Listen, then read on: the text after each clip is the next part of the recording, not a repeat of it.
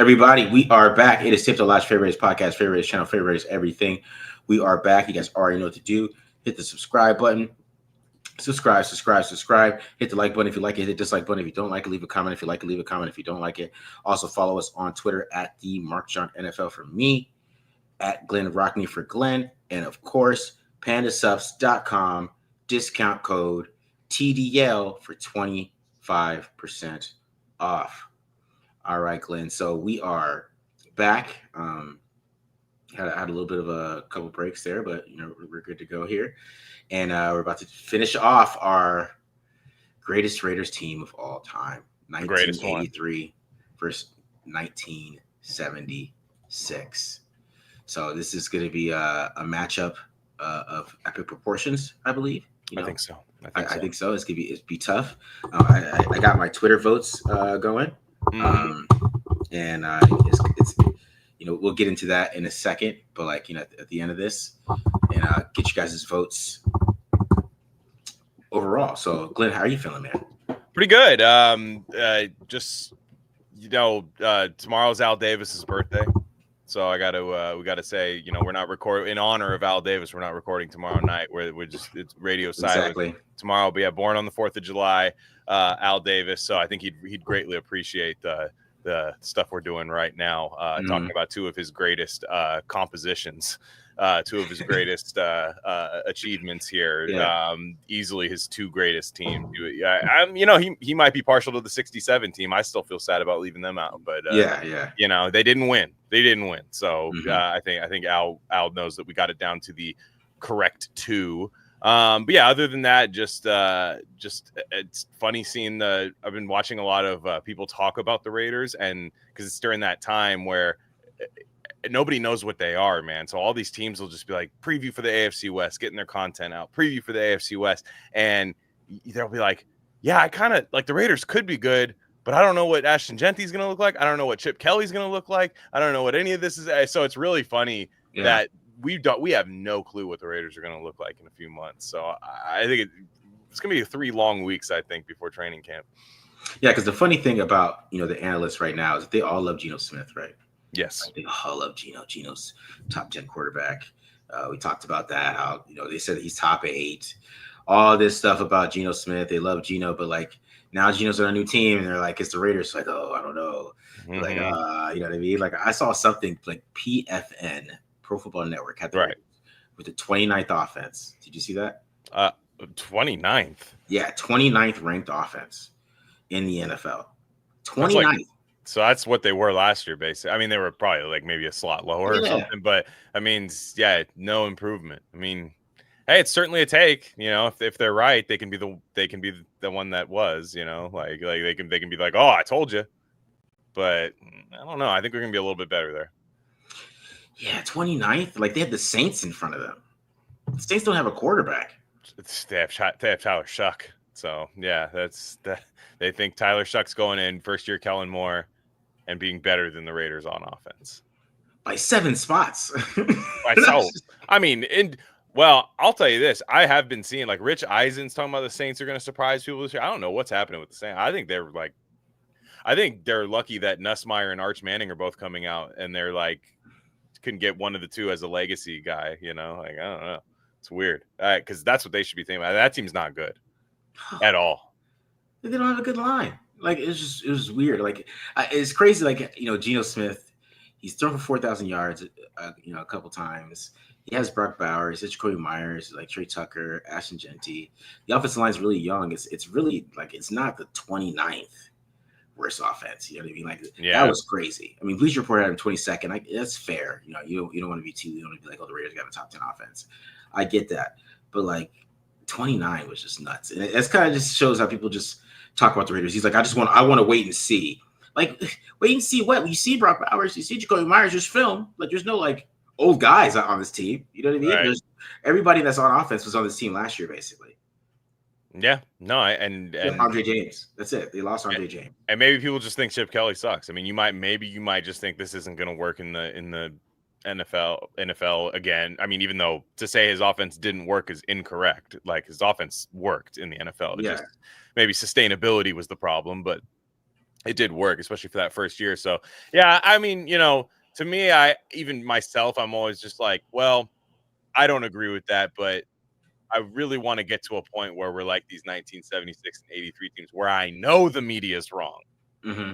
Now, right now, I always have to leave that like, oh yeah, but what if? Yeah, what if the Raiders suck? Yeah, I feel it. That's why I haven't been like defending that 29th ranking that much, because I was like, you know what, like I'm just gonna let the Raiders speak for themselves. Yeah, and getting clicks in July is a thing. They know all of Raider fans are gonna go there to that site, get mad, go to that social media account, get mad.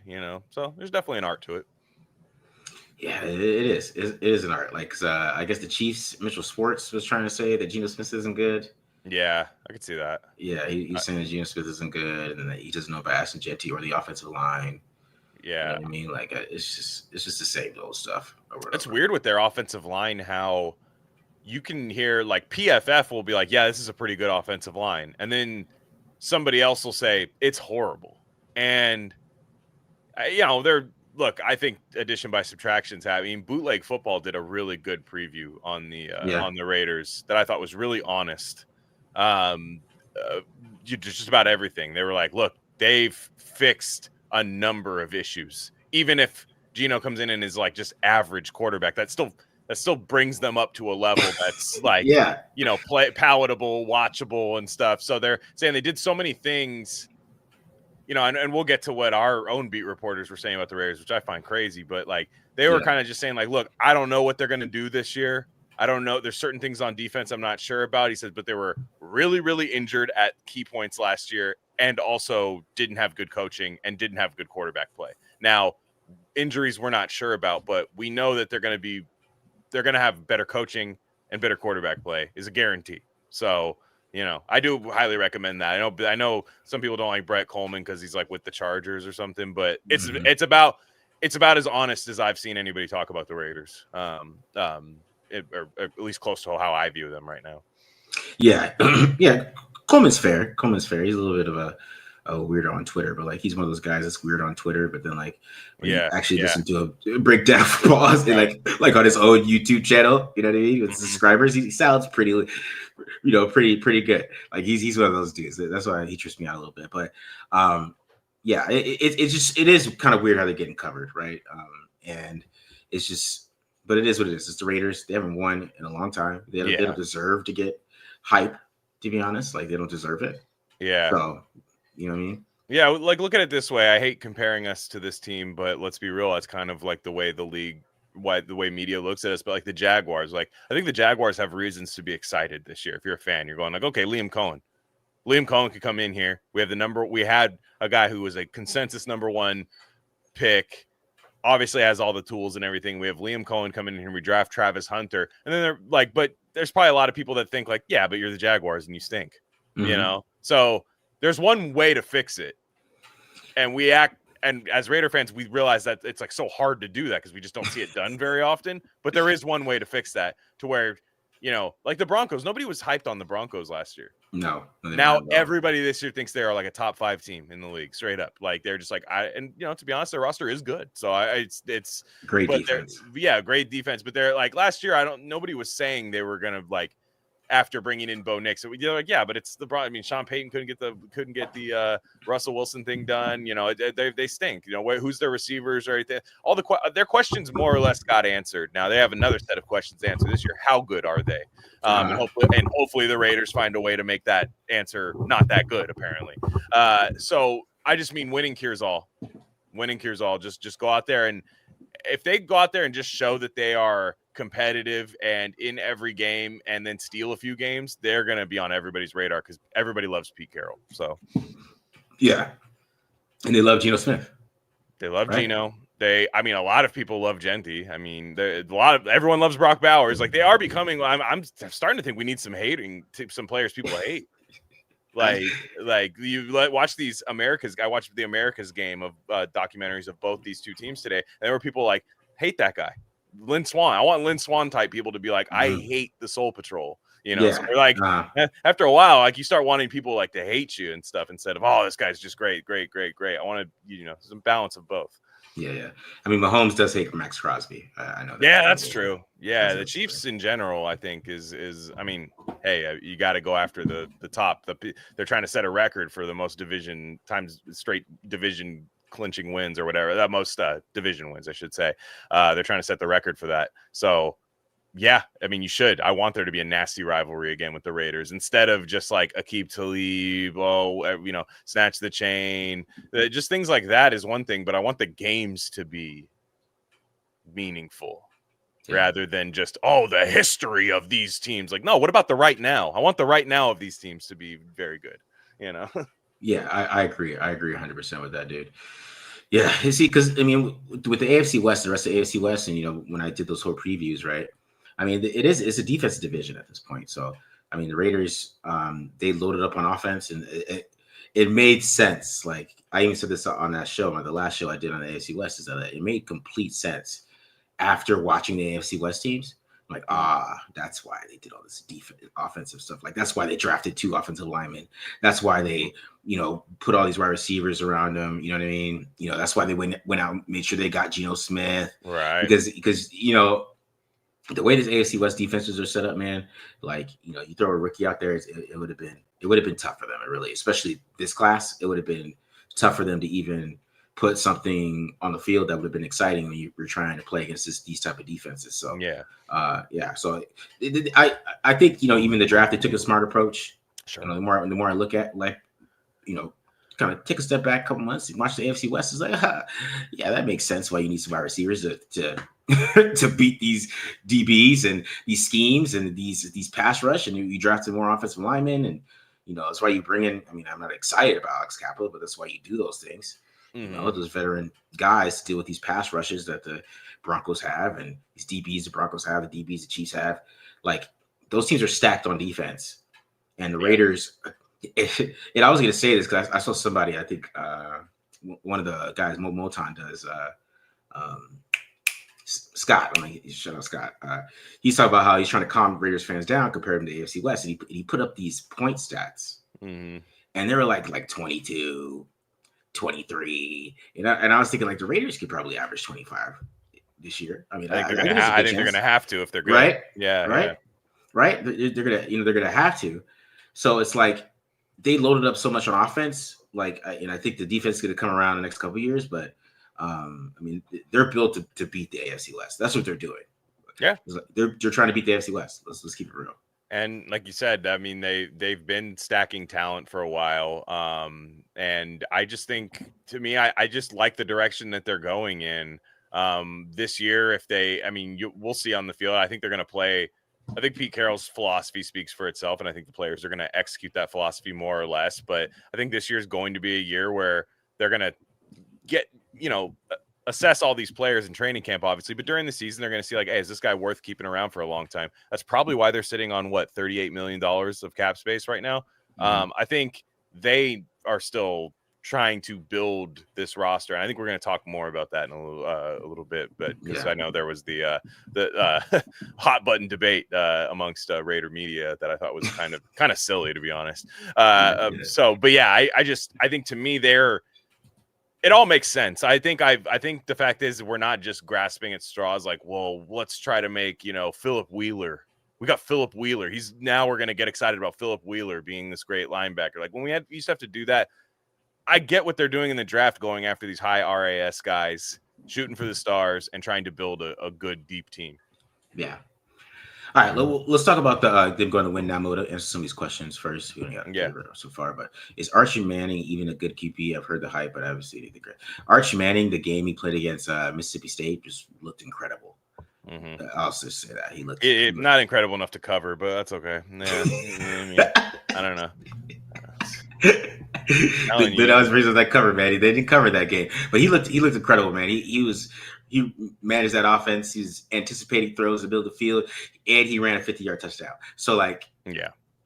He's legit, man. He's legit. I found it really interesting, and I didn't know which way to read it. Was because last year I thought, okay, if this guy's like your absolute guy next year, like he is taking over for Texas, for Sark, and they're competing this year for a natty, but next year you really expect like, okay, this is our year. They were using him in those short yardage, high contact scenarios out there. I was like, that is not what I'd be doing with my quarterback for the future, is treating him like Taysom Hill for a year, which I thought was insane, but he was pretty good at it. So I definitely think that they are going to, I think Arch is good. I think people want to, the whole nepotism and all these things, they want to say he's going to be bad.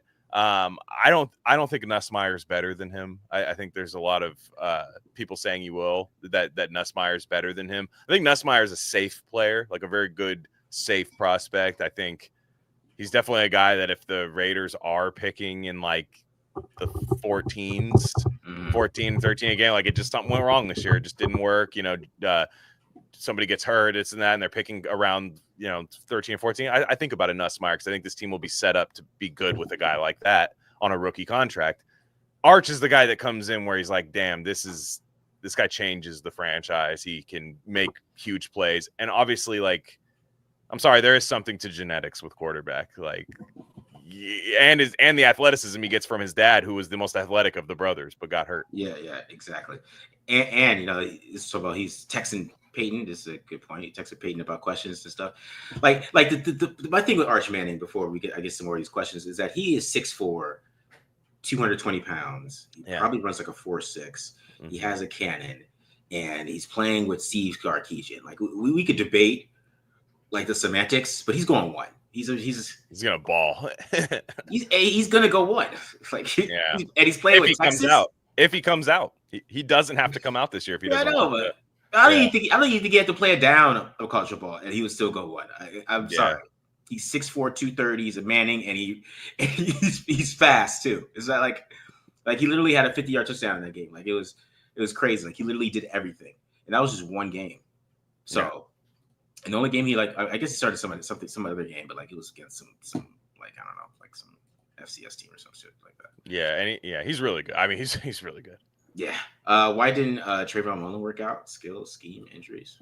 That's a good question. I thought he was okay for a couple of years. I mean, when we say he was picked a little higher, I think again there was people, even though I don't think a lot of people hated that pick, he still went a little earlier than a lot of the consensus boards said. Because he was almost a first round pick. He was basically like top of the second round. And so definitely, you expect that guy to become like a shutdown corner, at least your number one, or could be a number one. And he never was. But I thought he was okay. I thought he didn't have the ball skills, man. You either can take the ball away or you can't. Mm-hmm. And he just couldn't, and I don't think he was playing in the best secondary at all. To be honest, like I don't think he was playing in a very good secondary. So I think he could. I think if he was drafted to a team, or if the Raiders were in a situation to have him be part of a good secondary, I think he would have been just fine. But some guy, not everyone's a star. Is he still in the league? I don't think so. I thought he was with Arizona the last time I saw it. Right? Yeah, that's what I thought. Trayvon Mullen. Is he on the Battlehawks right now? Because that's the way to get back in the league, is be on the Raiders, don't play well, and then go play for the UFL. And he is out of the NFL. Yeah, he hasn't played since 2022. Yeah. Wow. Yeah. So really, what? 3 years in the league? 4 years in the league? Yeah. That's crazy. So he played 1 year with Arizona, but did he get hurt or something? That's crazy. Out of the league. He had to, because I don't think, like, to be honest, I don't think he was that bad with him. No. I thought he was a solid corner. Mm-hmm. And just somebody that, when that new regime came in, they released him. I mean, that's basically what happened with him. Like, it wasn't like anything too crazy, in my opinion. And maybe they thought, at the end of the day, maybe they feel like they made the right decision. But I did think that he was a solid player. He wasn't awful, but he wasn't like great either. I thought I thought he had a good rookie season, but he never just he stayed the same player basically. Right. No, that's fair. That's fair. And that whole Clemson team, I mean, the Raiders kind of drafted the wrong two guys from there. Wrong three guys, actually. Because you got Tanner Muse, too, and Cleveland Farrell and Trayvon Mullen. You might as well just draft Dexter Lawrence at 4. Wilkins. You would have got the good years of Christian Wilkins other than the hurt years. Dexter Lawrence. Yeah, it's kind of weird. It's kind of weird when you think about it. I mean, honestly, if they did the Dexter Lawrence thing though, Raiders Nation would have reacted the same, but like right now, yeah, we were like, we got Max Crosby and Dexter Lawrence in the same draft. You got Max Crosby and Dexter Lawrence, and you're just like, oh, yep, we're good. Yeah, we're straight. Yeah. All right, can we roll this year with only 2 QBs on the roster and our third emergency QB be our QB wide receiver draft pick? Your third quarterback does not go against your active roster. It's an emergency quarterback, so it does. You don't need to do that. Like you don't need to make your third guy like a multi-positional guy to like steal a roster spot because the NFL made the third QB not go against the roster, as far as I'm concerned. Yeah, too many quarterbacks getting hurt. I say that. The Brock Purdy, the year, or was it? It was the year where like Josh Johnson was playing for the Niners. I remember they changed it immediately after that. They were like, we cannot do this. Christian McCaffrey playing quarterback. The Broncos, Kendall Hinton. There was that year where it was all happening. They were like, we have to make sure that these guys can that they can bring into. Now, what I will say is the Raiders could have like a 5th and 6th string with Jacoby Myers, Tommy Millott. They will never be without a guy who's never played quarterback. I'll just say that. Like, yeah, that's pretty fair. Get the head to play quarterback, man. That is hilarious. That must have been hilarious. That was brutal. Man. It wasn't even as a Raider fan. I remember watching that game like the Broncos, and you're like, it's not even like this is like sad. You know, he was like 1 for 10 or something like that. Yeah, just not a clue either. Like they were just rushing 3 against them. They're just rushing 3, and they're like, we don't care about getting home. Like he doesn't know what he's doing. Oh yeah, he's JJ Please QB too, man. They got a lot of them.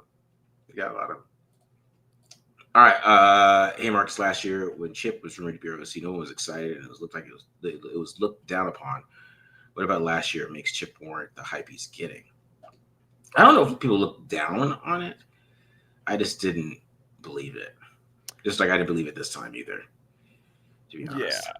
UCLA versus Ohio State is different too. Like when you saw what he was doing at Ohio State, and just the fact is, I don't think a lot of people paid attention to Chip Kelly at UCLA. I think a lot of people just didn't realize what he was doing. They thought he was just doing the Oregon thing at UCLA. But you've been seeing, I don't know who's been doing it this week, but there's been a lot of people post. I think it's Dan Casey. Yeah, Coach posting a lot of really exotic stuff. And my buddy's a UCLA fan. He told me, he's like, hey, Chip Kelly's been doing some crazy stuff that like no one's talking about at UCLA. He's like, we're not any good. You know, we're not like that good of a team, you know? Yeah. And I think Chip Kelly's kind of sick of recruiting now. So I think he definitely is happy being where he's at. But he was doing some crazy, and for anybody who doesn't know, check out Dan Casey's account, where Coach Dan Casey, where it's just, he's like pulling the entire line, like just all of this crazy pin pull stuff we want to see the Raiders do and like get creative with the run game. So I think last year it was on the big stage where it was like, wow, with Ohio State, like big names, get everybody. That's the games people watch when they watch college football. Typically, if you're a casual fan, and you're like, wow, Chip Kelly cooked the entire year. Yeah. I think that's a big factor in it too. You know, because it's not about even being down on it. It's just, you know, can he maintain it? That's my whole thing with Chip Kelly. Like, because I think Chip Kelly is going to shock like the NFL with all the stuff he's going to do. Mm-hmm. And I think that's why I think the Raiders are going to start off really hot. I don't know how they're going to finish, but I think the offense is going to start off really hot because nobody has any idea what he's doing. And if he pulls 4 guys at one time, like, you could do that in the NFL. There's nothing in the NFL that says I can't pull 4 guys. Yeah. You know what I mean? Mm-hmm. There's really nothing that says that I can't do that in the NFL. Yeah. So, like, if he's doing crazy stuff like that, and then he's kind of adapted his scheme to a more NFL scheme anyways, to me, because when I watched his offense, you know, from Oregon to now, it always felt like that he was trying to get an NFL job back. He's like, guys, I could do this. Watch me go to college and do some NFL stuff. And right. Look, guys, look. Like, it was always like that kind of thing. Like, he was hoping he'd get that NFL job back because he probably thought he blew it. Right.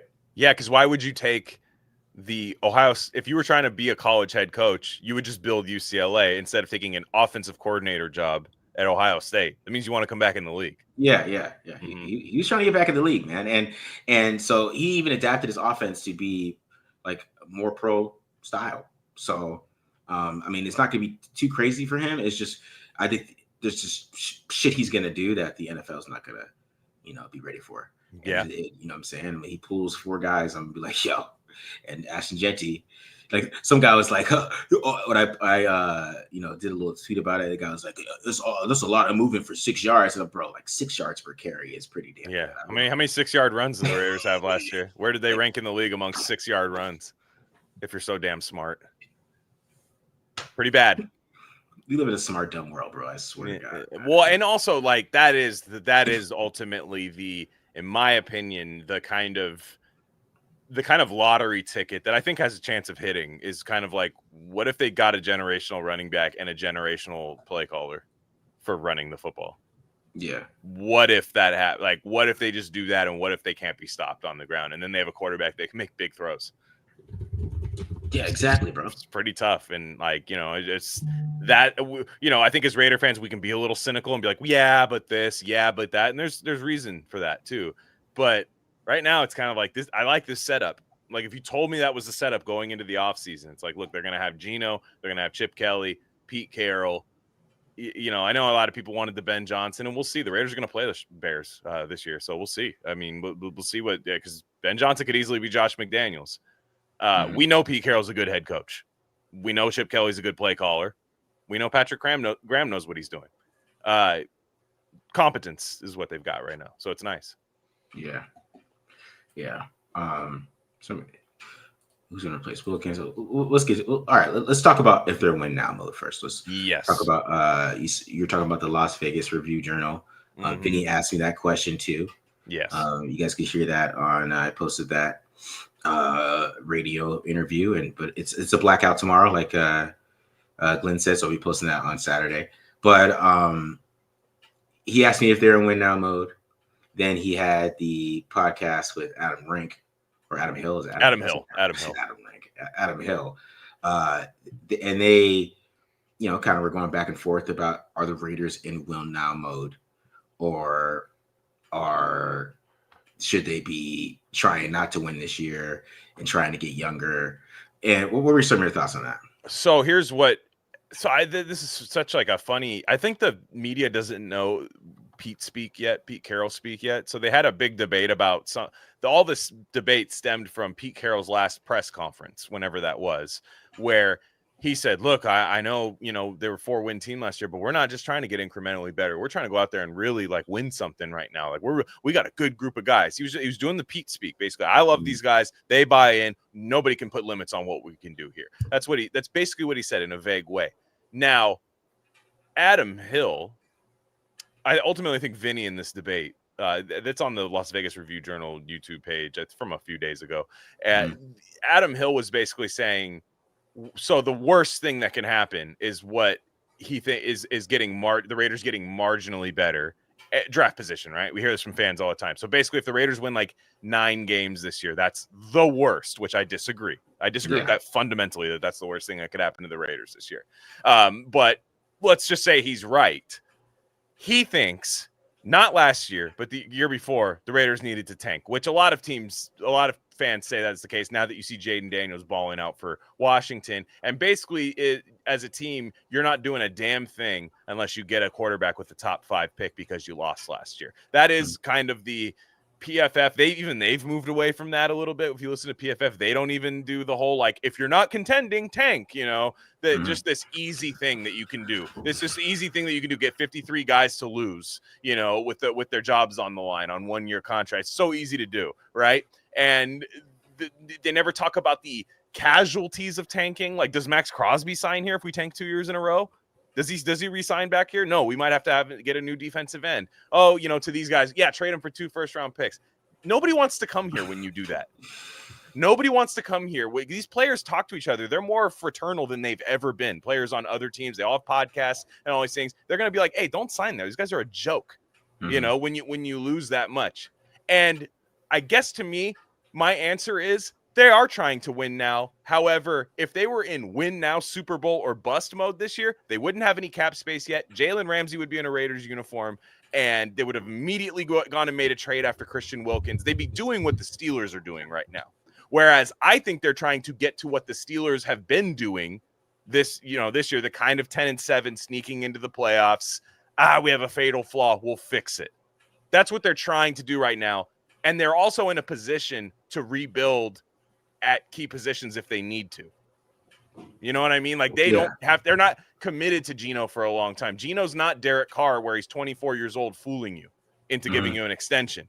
He's 30. He's turning 35 this year. Whatever extension he gets is going to be 1-2 years. But if he's bad, you move off it. Yeah. And they have young Brock Bowers, Ashton Genty for whoever's next, or it all works with Geno and he's Rich Gannon. Like, that's a good spot to be in. And I don't know why these people are freaking out about this. Yeah, because people just, they want the mystery box. I mean, we want the mystery box of the quarterback. And, I mean, John Spytek has never really been on a team that has drafted a quarterback. Yeah. Right? And that's like something that we should think about too. I mean, they drafted Kyle Trask, right? I mean, I can go back maybe, I don't know.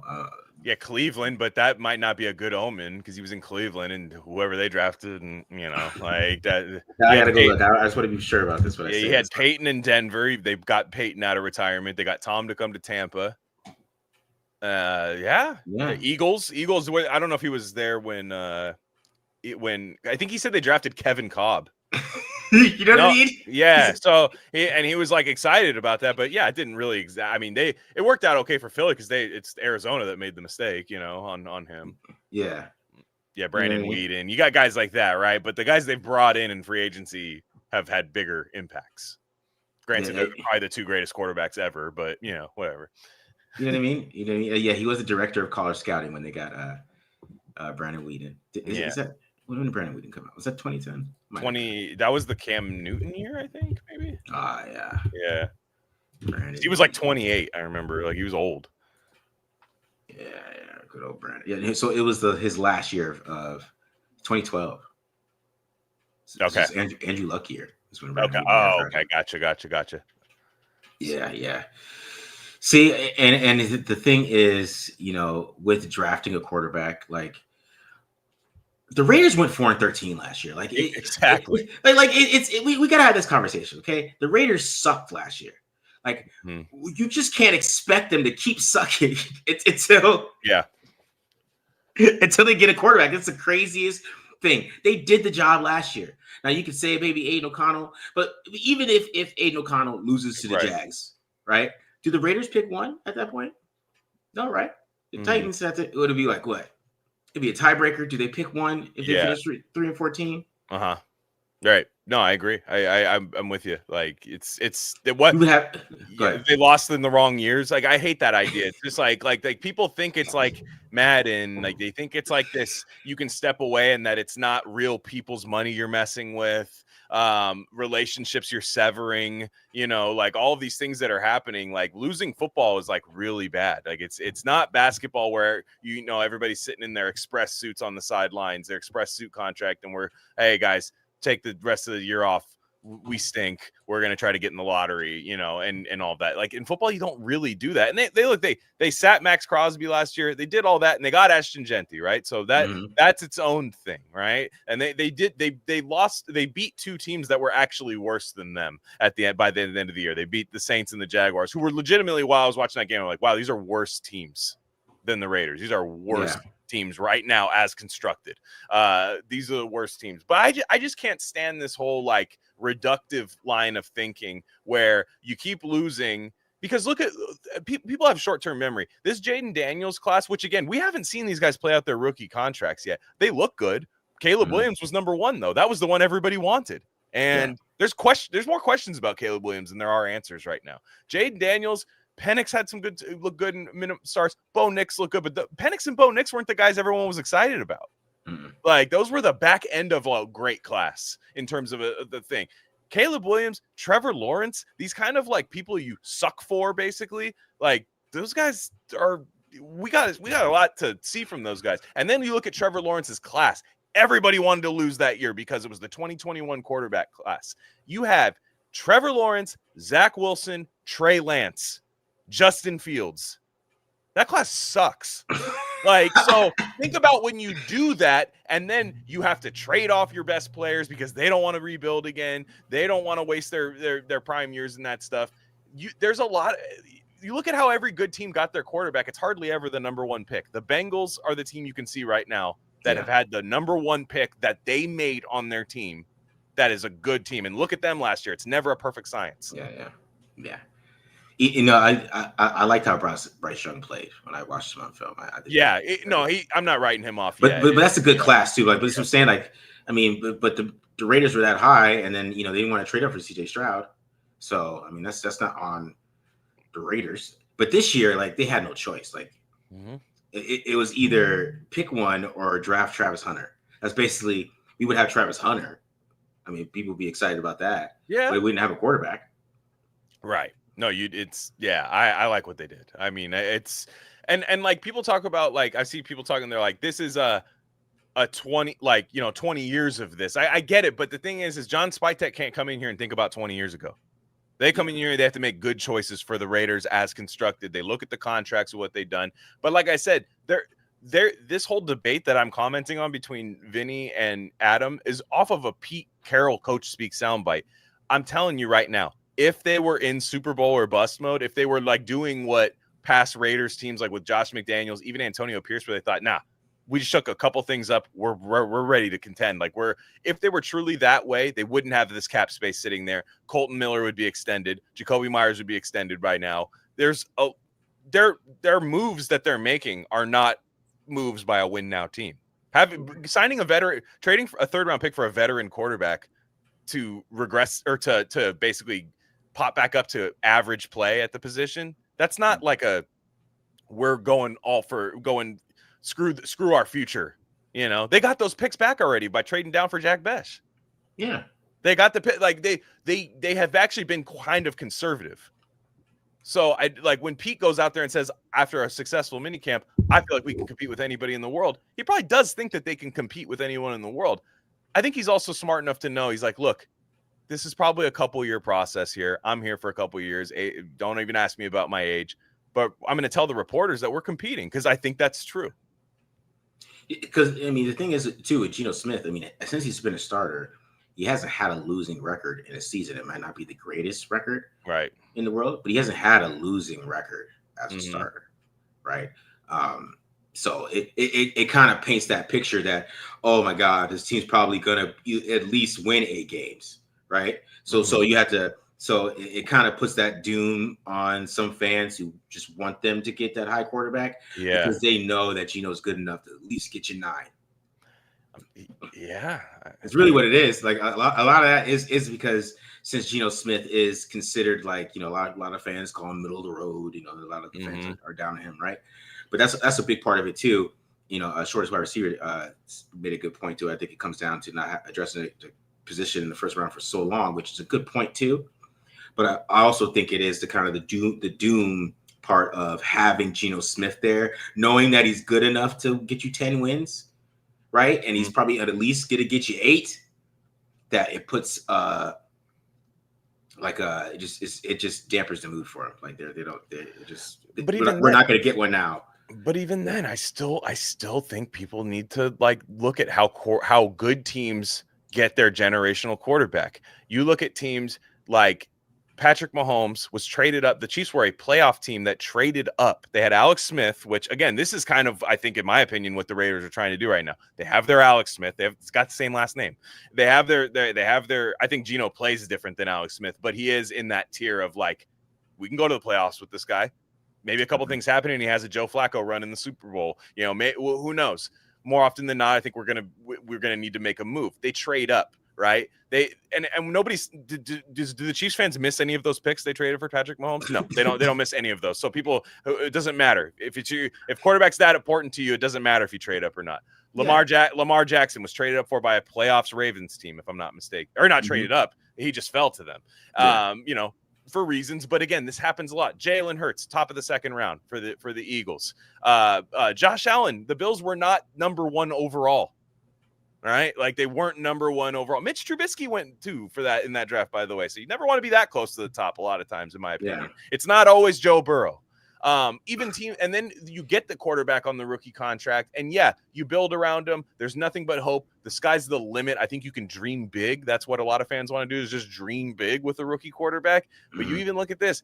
The clock's ticking for the Texans right now. They got to go win something while CJ Stroud's still cheap. They got to go do this now, and it's a lot of times these quarterbacks, they get their second contract with another team that, or they, they sign with this team and they just never quite get it done. It's like, there's no perfect way to do it. So I just think that you can get these veteran guys. Buccaneers are very happy they have Baker Mayfield right now, and they feel like they can compete. Is Baker Mayfield Tom Brady? No, he's not. Tom Brady reminds us of that when he calls the games. But there's just a lot of, like, it's to just sit around going, well, I hope a generational player at the quarterback position falls into our lap. Create the situation for one to where they can come in right away and ball out. I love the fact that you can reverse build where you have young Ashton Genty, young Brock Bowers. The center is already there. The Jackson Powers Johnson, we think he's going to be the center for years to come. And then if one of those two receivers between Besh and Thornton hit, like the quarterback, if they do move on from Geno, which they can at really any point after this year, I think if they absolutely want to, that's a good situation. Yeah, and also, like, if they go 9-8 or something like that, they'll probably be picking with like 15 or something like that. Like if Cade Klubenek, like, if I'm saying this, Cade Klubenek, am I saying his name? I don't know. I think it's Klubnik. But if he like falls and he's at 10, they can just trade up from 15 to 10. Like, you know what I mean? Like it's just over. Exactly. And you put them in a good situation. You're not half the time that now these people, like every single year when a team's picking number one, a player's dad's like, I feel like every year a player's dad's like not there. Like they're like, you're gonna get killed there because they stink and they lose on purpose. Like that's not football. The reason we love football is because of the effort. The effort and the physicality a lot of times and the intensity of it. So to me, I just think they're in a good spot. I love the fact that they just solved it, right? Do you ever solve it? No. But that they got Geno at the beginning, right before free agency, like even started the tampering window, they got him. And I was like, okay, worst case scenario, we have Geno Smith as our quarterback. That's what good, competent teams do. They don't just, guess it's Gardner Minshew. Yeah. Guess it's this guy. Like that was the insanity. It was first day of last year free agency, and it's Gardner Minshew. Insanity, absolutely insane, crazy. Or you could be like the Dolphins tank and then take Tua over Herbert. I'm telling you, Herbert. It's definitely people act like it is so damn easy. Because I'll tell you what hurts is when you pick the wrong quarterback number one overall, and we all hopefully we've done it. And I'm not saying that scares you away from it. I just mean when don't burn the whole forest down. You don't always need to burn the whole forest down. You want to have some pieces that come in and a quarterback. I like that the Raiders have pieces right now for the next quarterback. Or what if Geno's Rich Gannon? That's the thing. He could be. Yeah, he could have a big year, man. Like a huge year. And Vinny said in the debate, the contract speaks for itself. They didn't give Geno a 5-year deal. They know what they're doing. Yeah. Like they can talk all about this is my guy. This is my guy. Yeah, that for this year. This is my guy. Mm-hmm. The contract's the contract. I mean, yeah. They might do it next year. They might pick a quarterback next year, picking at like 18. Yeah, you never know, man. You just never know who's going to fall to them. Yeah. I mean, Shadur Sanders taught us that. Like, if you guys would have learned something, I mean, we saw it this year. Fans pretend to know, or people are so predictive now about how they know football is going to. We watch it because we don't know. Come on. Exactly. So who's going to replace Christian Wilkins? Probably Lalu, who was hanging out with them. I think so too. I'm cautiously optimistic about Laulu. I think he's a good player. I actually liked what I saw last year. I mean, he was a rookie last year. That's what people don't realize. He wasn't just some guy that they picked up, like a journeyman that they picked up. He was a rookie waived by the Colts, so they get the contract that the original. They don't have to re-sign him after this year. They can develop him as a draft prospect. Yeah. Now I think he's going to have to play some meaningful snaps this year unless they go make a trade. Now, how their confidence in Laulu is going to be shown by the fact is if they make a trade the first week of camp to go get a defensive tackle to play that Wilkins position, you're going to know. You're going to know, okay, they don't feel that great about this. Kind of like what corner right now. They're just not making any moves at that position. They probably feel pretty good, so we'll see how they I think it's Laulu's job to lose at this point if Wilkins is out for as long as we think he is. Yeah. Yeah, I think Lalu is gonna get it. I think Zach Carter is gonna make some plays too. Mm-hmm. I'm trying to see who's still out there. That's what I was trying to. Fotu. I mean, Fotu's on the roster. Leaky Fotu. I mean, he's kind of a a nose, but still, I'm just saying. Yeah. Who's still available out here? You could bring in a camp cut too. Like a guy gets cut the last week of camp, like just a defensive tackle team that's got too many of them. I could see that. Yeah, man. Bring Maurice Hurst back. Damn. There you go. Quentin Jefferson, bro. So that might be somebody they bring in late. He's still playing. Yeah, Quentin Jefferson might be somebody they bring in late. You talking about Hurst? No, it's Quentin Jefferson. I was like, man, I just wow. I know. I mean, we'll see though. I mean, it's obviously a big loss with Wilkins, but we don't know though. We also don't know. That was not reported by anybody still to this day. Like it's just been a rumor. I mean, I know people have their sources, but who knows, man? Has he had the surgery yet? We don't know. Exactly. Old Linval still out there too, man. Linval Joseph, yeah, yeah. I mean, we'll see. But like I said, there's teams that have like 2 or 3 of those guys, and they cut one of them, or say, oh, you need a defense tackle? Give me a conditional 7th. You can have this guy. Mm-hmm. Sure. It's happened. Wasn't that? No, that wasn't Casey. That wasn't how they got Casey Hayward. Never mind. I thought the Raiders did that a few years ago. They traded for somebody, but it could be wrong. They got Casey Hayward really late. Yeah, but the Chargers wouldn't have traded him to the Raiders. So yeah, I mean, I don't know why I think of that. Yeah. What do you think of trading for Jamel Dean from Tampa Bay? I mean, is he available? I thought he was a starter for them. I looked it up because he asked that question earlier. I looked it up. I Googled it. And yeah, he's available, but I guess he sucked the last 2 years. He averaged he gave up a 70% completion percentage last year. Yeah, and 66 year before. Yeah, I don't know. They seem to love what they have at corner right now. I don't know. Like it's very odd. I mean, what do they bring in Shaquille Griffin, but they don't sign him, mm-hmm. and I'm baffled a little bit. I am baffled a little bit about them looking at. You don't want to just bring in somebody just in case for depth. I think they really like Darian Porter. I think they love Darian Porter. I think they love Eric Stokes. I think they like Ja'Cory Bennett. Again, like we'll see, but I think they like him. I think they like the Cameron Richardson's traits. That's definitely a Pete Carroll corner's traits. And then Sam Webb's another big long corner. Like I think they're going to wait for the pads to go on and see how these guys play, see how they tackle and stuff, mm-hmm. and just go, maybe we have something. But I am very concerned about. I'm actually way more concerned about that than I am at defensive tackle right now. Yeah, see, the thing is, Jamel Dean has a good PFF grade, but he has shitty numbers. So I wonder if he's still a good player, but like just, he just gets chopped up something. You know what I mean? Like I don't know if the Raiders really like that. I mean, he does have familiarity. But like I don't know how much they would give up for that, right? Yeah, I mean, you shouldn't have to give up much. I mean, it seems like it'd be something. I'll take them off your hands. I mean, yeah. I don't know. We'll see. Yeah, because I think they might release him. See, that's the type of guy that they might release, right? Yeah, and the argument against that is, I want this guy in camp right now. I don't want to get him right before the season starts. But also, if he has familiarity in that defense and the coverage and just understands the coverage principles of that defense, then maybe you can just plug and play. But I don't. It's weird, man. I think they think Porter's a star right off the bat.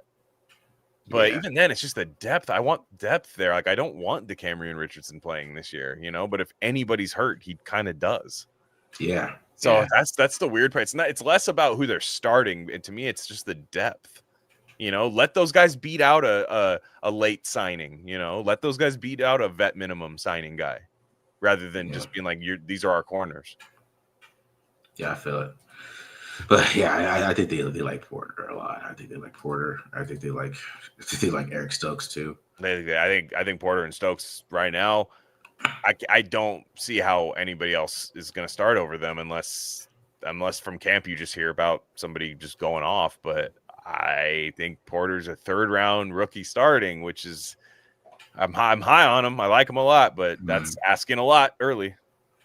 Yeah, and the Raiders need a slot corner if we're talking about getting a corner. Yeah, hopefully Bennett just shows he can tackle, because it'll be interesting to see how much he plays in the preseason. Yeah, just go get Mike Hilton at this point. Like, just let's just shore up that position. You know what I mean? Like, how much is he going to be right now? Like 3 million, 4 million? Yeah, because right now what are you looking at? Like Darnay Holmes versus Greedy Vance for that position versus maybe Bennett. Like because if Bennett's showing he can tackle in preseason, we'll see. Yeah. Does he get tried in the slot? That's what you just asked, but like you got to tackle. So he's saying his shoulder feels good now. So okay, prove it and tackle people. Then you can play in the slot. I would actually like that a lot if he did. He played the slot in college a lot. Yeah, no, I think it would be great. It's just you have to teams will just target you all day, like in the run game, and it'll be bad. All right, a couple more topics before we get to the finals here. You guys, make sure you guys get your fans vote. I already got the Twitter vote, so you're gonna have to beat Twitter if you want one of these teams to win. So I'm gonna tell you that right now. But Twitter was definitely on the side of one team, and I'll bring that up later. But let's talk about Geno Smith, just his little attitude thing. I thought it was funny that everybody freaked out about that. Yeah. I feel like that's something we're supposed to talk about on this type of show. So Geno Smith that's why I get paid the big bucks. That's why I get paid the big bucks. You know what I mean? Yeah. All I know is that I'm just glad that, talking about some of these old Raiders teams, like imagine if you just filmed what Ken Stabler was doing on a random night with a cell phone versus what you saw Geno Smith doing involving football, by the way. Like all his life, I'm still being a competitor. You can say he's a dick. I don't care. Man, that's the thing. I don't care. It's my quarterback. Like go out there and talk shit. You go out there and talk shit and go play and win. I don't care, dude. You can come yell at my family in my own house. I don't care. Like, we're starving for good quarterback play. I thought it was like, I thought he like put hands on somebody or something. I thought it was like when the way people were talking about it, I was like, oh shit. Like, let me go look at this. And I was like, oh, people are freaking out about that. Like, this is insane. Made no sense at all. Yeah. I mean, yeah, it's, you could be like, yeah, man, chill out. But also, no, don't chill out. Be a competitor and go win. These guys don't want to lose at anything, by the way. Literally anything. These are psychotic competitors. These football players. Like I was watching this is just weird. There was a 30 for 30 on the hot dog eating contest. I thought it was fascinating. Kobayashi, you remember Kobayashi? Mm-hmm. He was crying the whole time. He was like, one guy went in my face and chanted USA, USA when I lost to Joey Chestnut and I quit for 5 years. I was like, you're not a competitor. Yeah. You know what I'm saying? Like these football players, this is like a different breed. This is a gladiator sport. Mm-hmm. This is a gladiator sport. So like when they act like gladiators, especially non-violent gladiators, who cares? Yeah, man. I was Seahawks fans are sad right now, by the way. I should say this. They're really on edge. I know some Seahawks fans that are going to hate watch Raider games all year because Pete Carroll and Geno Smith can't be better than the Seahawks, which I don't care what they're doing up there. I don't care about Mike McDonald and Sam Darnold. I don't care about McDarnold that's happening up there. I don't care about that. But it's kind of like Raiders with Josh Jacobs. You know what I'm saying? Oh, I hope he fumbles or, it's just, I get it. But like, that's posted by Seahawks fans, in my opinion, all these clips. Yeah. Seahawks fans they're super weird right now. They're going to be watching the hell out of the Raiders. Mm-hmm. Every Geno Smith interception, they're going to be like, ha, ha, ha, I told you. Especially in the red zone. Especially in the red zone. Well, Darnold does that too sometimes, so don't worry. Yeah. To watch that. Well, and that's another thing I meant to say. One more thing about Sam Darnold and Geno Smith. I was okay with Darnold. I'm on record saying I was okay if the Raiders like went that route. I said, I don't think he's going to get the money that people think he's going to get, but he's the guy that can fool you. When people are talking about like, oh, they're going to keep paying these mediocre quarterbacks like they did Carr for 10 years. Well, Darnold's young enough to fool you. Like, oh, he had 2 good seasons for us or 2 solid seasons.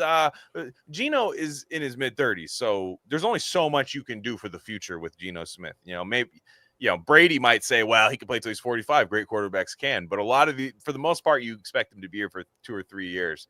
Sam Darnold can give you, I think he's like 26 right now or something, like 27. He might give you like 8 years, two contracts of like, oh, we just got to keep building around him. It's not Sam's fault. It's not Sam's fault. So I kind of like what this is.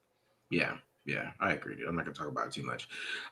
Michael Mayer was almost traded this week, according to the Dolphins, for 5 seconds, and then they got Darren Waller up out of his rap career. He's actually starting to get better. His songs are actually starting to get better. Once he stopped playing football, he's like, they're getting better. I was like, all right, man, this is not bad. That's not that bad. It's funny. Once AI came out and started making videos, he's like, wait, that's what I sound like. I gotta sound for real now. Because he sounded like AI. He sounded like TikTok voice. He did, man. And then Frank Smith made the call. So I guess I didn't know that he went on John Gruden's show. He said, I would only play for you and Frank Smith. Yeah, and he's like, the Giants committed a war crime against me by asking me to block. That's when I learned I didn't like football anymore. And he's like, oh, I miss the game so much. I miss the game so much now, even though the thing that my position typically for years only did, and every good player, which I never thought he was like that bad of a blocker for the Raiders. Like I'm not saying he wasn't like I thought he like did an okay job for a receiving tight end, but man, he must have hated every minute of it though. Yeah, I mean, Gruden's gonna ask you to block. By the way, I don't know. He said I would play for you. Gruden would want your ass blocking, but Gruden really didn't make him block though. Really? Yeah, he didn't make him block. That's why I like Gruden. Because to be fair, Darren Waller, he was a wide receiver. So yeah, of course, he didn't block or whatever. But I thought that was funny what he said, and it was funny. You watch the clips; he actually made good blocks on those plays that he wanted to quit on. Yeah, he's a big dude. They were good blocks. He's like, I don't want to do this shit. I know, and I'm like, and then if I'm a team, which I. Go into the Michael Mayer thing. Well, I wish Darren Waller nothing but the best. I thought the Raiders sold at the right time. People were freaking out, and I was like, I think he's slowing down. He's older than you think. The yak ability is gone. You know, by the time when I saw that the injuries, the soft tissue injuries were mounting up. I'm like, no, they got a top 100 pick, and we're looking for Trey Tucker to have a breakout this year to where that was actually a really good trade. But then the Michael Mayer part was interesting because there were these fans that were saying like, well, don't say no, because what if they offer you like a 3rd round pick? There is zero reason for anyone to offer a 3rd round pick for Michael Mayer right now. Yeah. The potential of Michael Mayer is more than the value of Michael Mayer right now. That's just where it's at. Like, and he's in his 3rd year. Last year was a wash, unfortunately. I mean, we still don't know what happened, but he's very thankful. It's every interview he's like, I'm like so thankful that the team stood by me, especially through all these like regime changes and everything. And I think right now, I'll say this though, they're going to use him a lot this year. I think Chip Kelly's going to go, that's my strength on this team is the running game, the 2 tight end sets, possibly 3 tight ends. They said they've been working 13 personnel in there, which is interesting. But I'll tell you what, Michael Mayer's a guy that if you get like him some touches this year and he looks good, 500 yards, 6-7 touchdowns, good red zone guy, then my phones are open. Yeah. Then I say, oh, yeah, no, all he needs is more touches. We have Brock Bowers. All he needs is more touches. Mike is incredible. Then a team goes, hey, I'll give you that 3rd round pick for him. And because if you're the Raiders, you go, well, am I going to pay this guy in a couple years? That's a conversation they need to think about. Maybe they do. But I just mean for right now, trading him right now means you give up. Yeah. Means you give up. I can't do anything with him. I want to see a season with him and Brock Bowers. And God forbid, maybe Brock Bowers, I don't want to say it, but maybe he has to miss a game. Yeah, exactly. That we got spoiled last year because Brock Bowers played every game last year. Mm-hmm. I'm just saying, like the guy might not have an S on his chest every game. And maybe Mayer might have to start. Maybe we don't want to put Ian Thomas out there as a starter. Yeah. So it's good to have depth at a position. It's good. To be honest, though, I think if Mayer didn't ball out during OTAs, he'd be gone. If his attitude, I mean, you think about his attitude, right? Because and if they do trade him to me, so there's a couple of things, a couple of players right now, and Mayer and Tyree Wilson are both of them. The privilege of our team having Pete Carroll right now is that if they're done with them, I'm not holding my breath going, oh, he's going to ball out for that other team, isn't he? We're just stupid. Like if Josh McDaniels gives up on somebody, I basically expect him to go to a team where it's more fun to play and be like, wow, they're good again. And I love football. I fell in love with the game again. If you're not balling out for Pete Carroll and you go somewhere else, I'm usually like, well, this is where you're like people who love football want to play for Pete Carroll, So Mayer shows up to camp and he looks like he's playing well. He took advantage of Brock Bowers going back to school for his degree and stuff. That looks to be, they would have traded him if he was in there moping, out of shape, looking bad, they would have said, trade him immediately, take whatever anybody offers. Don't show a recent picture of him. Like they would have said like a lot of these, but they didn't. Yeah. So with Tyree and Michael Mayer, this is a huge year for them because I love the Raiders' infrastructure right now to be able to make that decision. Yeah. And since Pete Carroll and the Raiders are going to be more open with the press, I mean, we're going to get some more legit stuff because Vinny came out and said that they didn't want to trade Michael Mayer, which is true. That's why they went and got Waller, right? It wasn't like he said that and they went and traded Michael Mayer. Yeah. He said that, and it was true. And it's because he balled at OTAs. Like, we weren't there and they can't talk about it too much, but like, you talk about people, highlights that they did talk about. Mm-hmm. It was always involving Mayer and Tucker too, Trey Tucker or Dante Thornton. It was Thornton, Tucker, Mayer, right? For the most part, making plays. Like he didn't even hear too much. I mean, I guess what Brock Bowers is getting is he went to back to school to get his financial degree, which it's funny. He just literally did it for his parents. Like he was just it's like, dude, you're gonna make so much damn money. But whatever. Whatever. He did it for his parents. He's like, my parents were on my ass about it. Whatever. It comes from a good family. But yeah, it's just funny. Like I was, but yeah, he was basically tight end one. He was running all the Brock, and they probably saw him run some Brock Bowers stuff because I think he needed to get in better shape too. Like I think when his first rookie year with the Raiders, he was kind of lumbering a little bit, but he was still good on contested catches. But he looks like he's in good shape and slimmed up because he's a big dude. Like he's huge, and I'll die on the hill. I think he's a good player, man. I'm a little biased, but I think he's a damn good player, and I think. To me, you think of like the Vernon Davis, Delaney Walker Niners. Yeah, I think that's what they think they have right now. Yeah, that's those guys. That would for anyone who doesn't know, that was a damn good tight end room. Yeah, and to be honest, man, I thought his rookie year before he got hurt. Yeah, I mean, if he finished that season, he missed the last 4 games. That's right. After the Charger game, right? Yeah, they might have snuck into the playoffs. They had him. To be honest, like how Aiden O'Connell's looking for him on third down, and things like that, and he was like a chain mover constantly on third down. Mm-hmm. Like if he doesn't get hurt, man, before that, who knows if they even maybe Telesco does it anyways, but he probably would have been like thought about it a little bit more. Like, hey, we got Michael Mayer. He the ball, right? If he finished with 700 yards, like I don't know what he was on pace for, but he had like 40 games left, like 4 games left. He was starting to really, really produce. And you show I think you've shown the clip of like Brian Hoyer just missing him down the seam, not even looking at him. It's just like all the stuff that got left on the table that you would think a competent quarterback who had good rapport with Noah Fant, and frankly, guys that, are good, but I think not as good as the Raiders tight end room. Yeah. And I think that Seattle had a rookie tight end last year. He was like, had a nice, I can't remember what his name, Barner, had a nice rookie year with Geno. So Geno's going to look for him. And I think, like I said, Chip, I want to see it for a year where you have 2 good tight ends that can catch the ball and, mix it up in the run game and Ashton Genty, and then have the ability to hurt people, from that formation. I got to see it for a year. I got to see it not work before I want to get rid of Mayer. Yeah. Cute Ismail. Yeah, Quadri Ishmael's kid is like I think he's in camp. He's a tight end. You remember Quadri Ishmael? Yeah, from back in the day, the Ravens receiver. Yeah, I think his kid is an undrafted free agent in the Raiders. They had a couple like tight ends. I think they say are doing well. It's gonna be tough to make this team as a tight end though. Yeah, I mean that dude is why I was a Notre Dame fan as a kid. It's Quadri Ishmael. You're talking about Rocket though. Oh, I was talking about Rocket. Yeah, Rocket was the absolute man. But Quadri's the one to play for the Cowboys. No, he played for the Ravens. He was like with that, like on the 2000s Ravens. He was like a solid plawer, solid player. Definitely not Rocket, Rahib Rocket Ishmael. Like that dude is a legend. But no. It's so that this guy's like a tight end or something. Again, I'll say this right now: preseason is going to be more fun than it's ever been, in my opinion. I think so. Because it's been kind of boring the last few years. It's always kind of boring, but.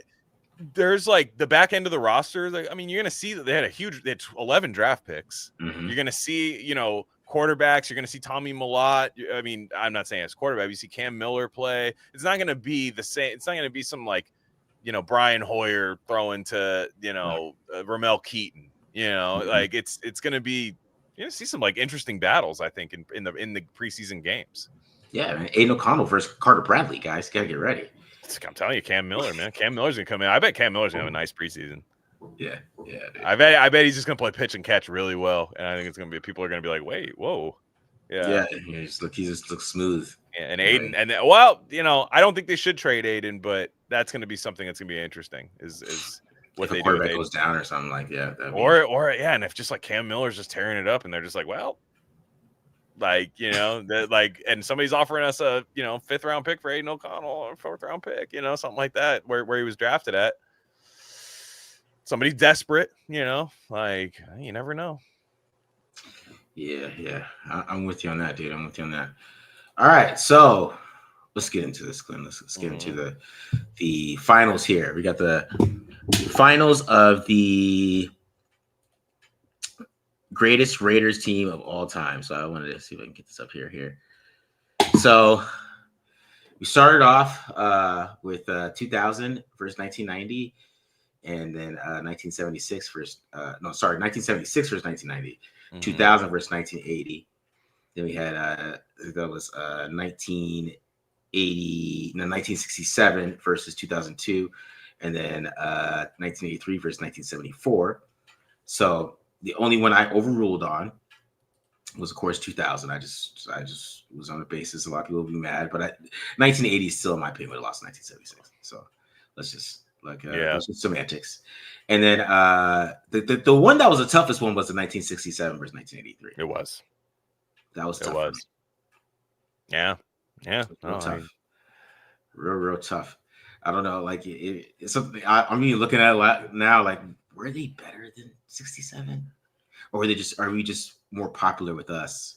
Well, that's a thing, right? Is you're more likely to have people who saw the 83 team play than 67. Now, we do have some 67 heads in the chat, so that's not it's not to say it's impossible, but it's just, and the game, watching the game back then was a lot different. I mean, you're talking about tape delay for Heidi, like the Heidi game, like where like these kind of like, it's not having the watch ESPN app or YouTube TV like nowadays where we see everything. So it's just like, I mean, how much film of the 67 Raiders is there to even watch? Like, it's 83 is like, okay, this is NFL Films, they have good footage. We're watching Marcus Allen is still alive at the Raiders campus. It's just this kind of familiarity that people have. Yeah, exactly, dude. But you got 1976 versus 1983. You guys can start voting in the chat. I got Twitter already done, but I'm not going to give that up yet. But we'll get to that in a little bit later here. But let's just start with the beginning here. Mm-hmm. What the teams we're gonna go through offense and defense. I didn't want to. I was gonna do special teams, but Ray Guy was like the puncher for both teams. It's not much. I mean, it's only 6 years apart, and this is. I'm sorry, 7 years apart, and also like this is pre-free agency frenzy. So like you stayed with the team unless you were like your knees shot out or something. Like you, for the most part, you stayed with the team. A big factor, while it's only 7 years, the biggest factor I think between these two teams is the NFL rule changes of 1977. Okay. Because in 1976, right, linemen couldn't block with their hands. I don't know if you knew about this. Yeah. It's crazy, they had to block like this or some shit. Yeah, like those Mario block things. Yeah, that's crazy. You had to block like this, right? Like with which I don't know who thought of that. So old school person, tell me. Yeah. Whose idea was to block like this? Yeah, he had 26-inch arms. The guy who invented football, he had 26-inch arms. He's like, well, it's impossible anyways to block with your arms, so why we'll make it against the rules? Yeah, and the thing is like, how are you're not blocking Mean Joe Green like this, so it made sense why the Steelers used to give up like 3 points a game because you're trying to block Mean Joe Green, and why nobody passed. And Alan Page like this, like it was for the Vikings, right? The fearsome foursome. Deacon Jones, you're blocking them like this. Nobody's passing. Yeah. I wouldn't pass at all. I'd be running the football all day, and I'd be running with my shoulders all crazy, shouldering people to death. The weirdest shit ever. Like I think about this sometimes. Like why didn't you guys let them use your hands? That's when you scouted a lineman, you weren't like, damn, look at those arms. It'd be like, so what? What is that, man? Yeah, the hand placement wasn't even a thing. Like look at his arm placement. Yeah, who cares? Yeah. Who cares about his arms? Yeah. fucking weird, man. But anyways, all right. That's the biggest difference, because one thing that I talk about sometimes, which people don't like to talk about, is how when they changed the rules and like the league got kind of opened itself up to more passing, how Kenny Stabler just like fell off a cliff. And I always thought that was interesting when you look at his stats. Like, when he was under like 400 throws a year, he was like amazing, super efficient, incredible quarterback. And as soon as they rose it to like everybody's throwing like 450, he was traded to the Saints or whatever he was traded. I don't know, was it Oilers first or the Saints? He went to the Saints, right? I want to say, I think it was the Saints. Yeah, because I thought he was a Patriot for a while too. I don't remember. Yeah. So I always thought that was super interesting with him. It's just like how when the rules change, you kind of just because what happened was like you could see who was really good at quarterback at that point in time, because like Roger Staubach, he went like this. As soon as the league opened up for him, he got to throw more. And the Cowboys like won a Super Bowl. They went to back Super Bowls. He's throwing 100 passer rating. You know what I mean? When the league opened up for him, it was totally different than what happened to Kenny Stabler. So that's why I kind of just look at. Sometimes I kind of understand why like it took a Stabler a while to get in the Hall of Fame, just because I think people use that against them. But these two teams, though, just looking at these stats here. But what are you thinking? Just so point differential is not enough to really. There's not a discrepancy there. Offense, I mean, they're ranked very similar, offense and defensively. Let me contextualize the 1983 Raiders for a second, because I originally said that the 1982 Raiders should have been in the bracket. You disagreed with me.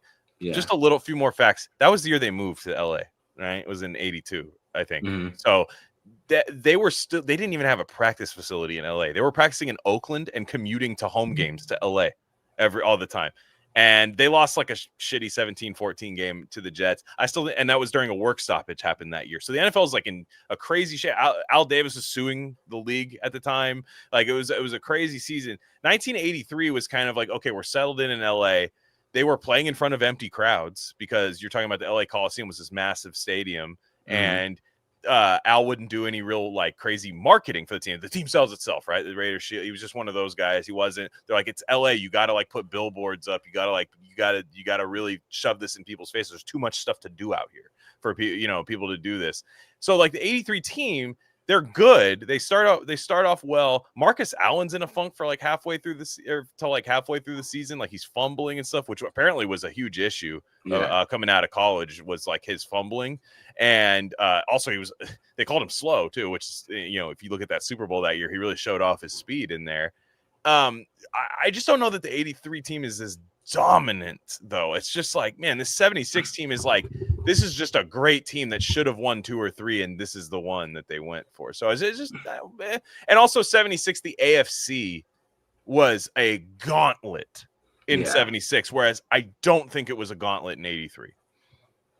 Yeah. I mean, you're right, because I mean they had to, it's hard to say the Patriots. I mean, the Patriots went to the Super Bowl, but not that close. But they played the Patriots and then they played the Steelers. Steelers didn't have Teddy Bradshaw though, and they didn't have Franco Harris. But then they beat the Vikings, who is a great NFC team. I mean, but I will say in 76 they had an opportunity to tank a game. They had an opportunity in 76. They were playing the Bengals, who were also a fringe playoff team at the time. So the Steelers were the boogeyman, right? We don't want to play the Steelers, right? If you're a fan, you're like, I don't want to play the Steelers. This is scary. Like they beat us all the time. They could have lost that Bengals game and then played the Bengals in the playoffs, because the Bengals would have got a win. And they said, fuck that. We hate the Bengals too. And they beat the hell out of the Bengals. And I know the Steelers didn't have a run game, but if you watch that game, it doesn't matter who the running back was. The Raiders were dominating them. There was a team of destiny that year. They just were, I mean, Franco Harris, if you're hit 5 yards in the backfield by 3 different guys, is he going anywhere? Rocky Blyer didn't play either, but it's like, who cares? Like it was just, this 76 team is like, I'm interested to see what the fans think, because the 76 team, came way. 83 just felt like they were like, 83 felt like they were great. and they had some the defense is unreal when we get to the defense of the 83 team. But they had to make a trade for Mike Haynes and stuff. They didn't feel like this team that was like, oh, we're going to win this year. Like they were kind of patching it together, it felt like. Yeah. I think in 83, they weren't as what I would say like expected to win the Super Bowl going into the year. Where like every year the Raiders back then, they were like there was an expectation for the 70s Raiders to be there at least. I mean, they went to 3 straight AFC Championship games. It wasn't like they were just they were, not like it wasn't like they weren't a dominant team for a whole era. They were literally like basically like what I would say like what team that I'm thinking of that did that recently? They went to a bunch of like they were like the Ravens. I mean the Bills. I mean, and then you even think about the Bills who lose 4 straight Super Bowls, but even the Bills now, like yeah, exactly. They were that type of team. Like there are like the Ravens who would kept going to AFC Championship games and kept losing, and then eventually they got over the hump. They beat Tom Brady finally, and they got over the hump and they won a Super Bowl, right? Yeah. And it's things like that where it was just at one time, and they're that type of team. So it's kind of interesting to think about. I'm looking at the 1983 team. So I mean, because who started the season? Was it Mark Wilson?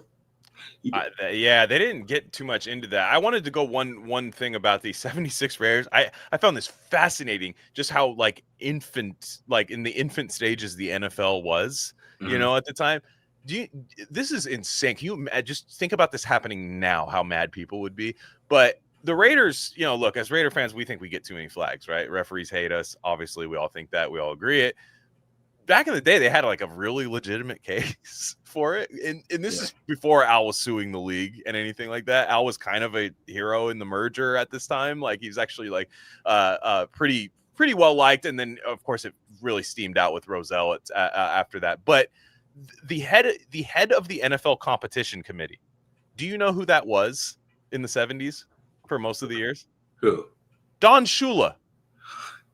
A coach of another team was the head of the fairness competition committee. Right now, it's a guy named Rich McKay. Right, Rich McKay is not the head coach of any team right now. Can you imagine if right now we found out that Andy Reid was the head of the NFL competition committee? Like tomorrow, we'd be like, oh, anytime we play them, we're just like, dude, the AI art of the Chiefs ref uniform would be even more like used. I thought it was insane. Like they were just like, yeah, we think we do have a legitimate case. This Don Shula guy, he's like, the Dolphins were dirty as hell. They were just as dirty as we were. Like they were wearing the casts on their arms. They were hitting people in the head and doing all this stuff, but they were the head of the rules committee. Yeah, head of the rules committee. Right? I think we need to do a conspiracy theory on the 72 Dolphins. I found this out right now. I was like, man, you the head of the competition? Yeah. I gotta look this up now. I'm looking this up. Like, how long was he head of the competition committee? I gotta look this up. Yeah. I don't know. I found that to be. I would have been hot if I found that out. I'd be like, yeah, of course you got a holding call there. That's what I'm saying. It was him that changed the rules, bro. Yeah, that's funny. Yeah, I mean, hey, shout out. That's a good rule to change. I just mean, I'd have a gripe every time I lost these freaking idiots. Like I popping the champagne bottles because nobody can break their records. Like, yeah, I mean, we all thought Tom Brady got a lot of calls when he was with the Patriots, but it's not like Bill Belichick was the head of the rules committee, competition committee. I mean, yeah, I didn't know this about the Dolphins. That was a big revelation looking up all this stuff. Yeah, I gotta see how long. I gotta look this up.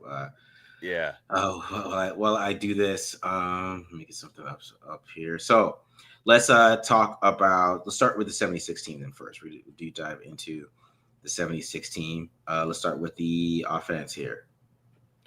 Wait. Yeah, if you want to look that up, I'll read it off. Yes, we got quarterback Kent Stabler, Clarence Davis at running back, Mark Van Egan at fullback, back when fullbacks were getting 1,000 yards. This just a different time. Fred Biletnikoff and Cliff Branch at wide receiver, Dave Casper, Art Shell, Gene Upshaw, Dave Dalby at center, George Bueller, and John Vella. That is pretty stout. You could say it's maybe the best offensive line ever. I mean, maybe the couple of years before when they had Otto still, I would say maybe that was their best offensive line. But this is when Shell and Upshaw are entering their prime. or not, maybe not entering their prime, but they're well within their prime right now. Branch can beat anybody downfield back when that was kind of an anomaly, almost a circus act, the deep pass that they were able to do. And then you have Blitnikoff. Just, I mean, really, I don't know if he got hurt that year or something, because Blitnikoff had kind of a 551. Yeah. But again, it's a different time. You're not going to have 2,000-yard receivers back then. That's just not the case. But between Casper, I guess with Casper getting 691, Blitnikoff getting 551, and Cliff Branch getting 1,000, basically 1,100 yards, and then that basically accounts for the close to the 2,000, 2,700 that Stabler threw. So that's a damn good offense. I mean, I don't know how I'd take this offense over anybody back then. Yeah. Don Shula was the head of the competition committee for 20 years until he retired in 1996. I'm just telling you, man, it's the new world order. The Shula world order has been, we just didn't realize this. He's still got plants too. His son, oh man, I'll go full conspiracy. Chris Shula, defensive coordinator of the Rams. There's Shulas everywhere. There's Mike Shula is in the college ranks. They're everywhere now. It's like the Freemasons. Like they probably got a secret handshake. The whole time we've been the Belichick and Brady. It's Shula. It's Shula, man. 16-0 my ass. Yeah. Oh man, I'm telling you, man. I'm dying at that, bro. I didn't know any. Today a big light bulb went off in my head today.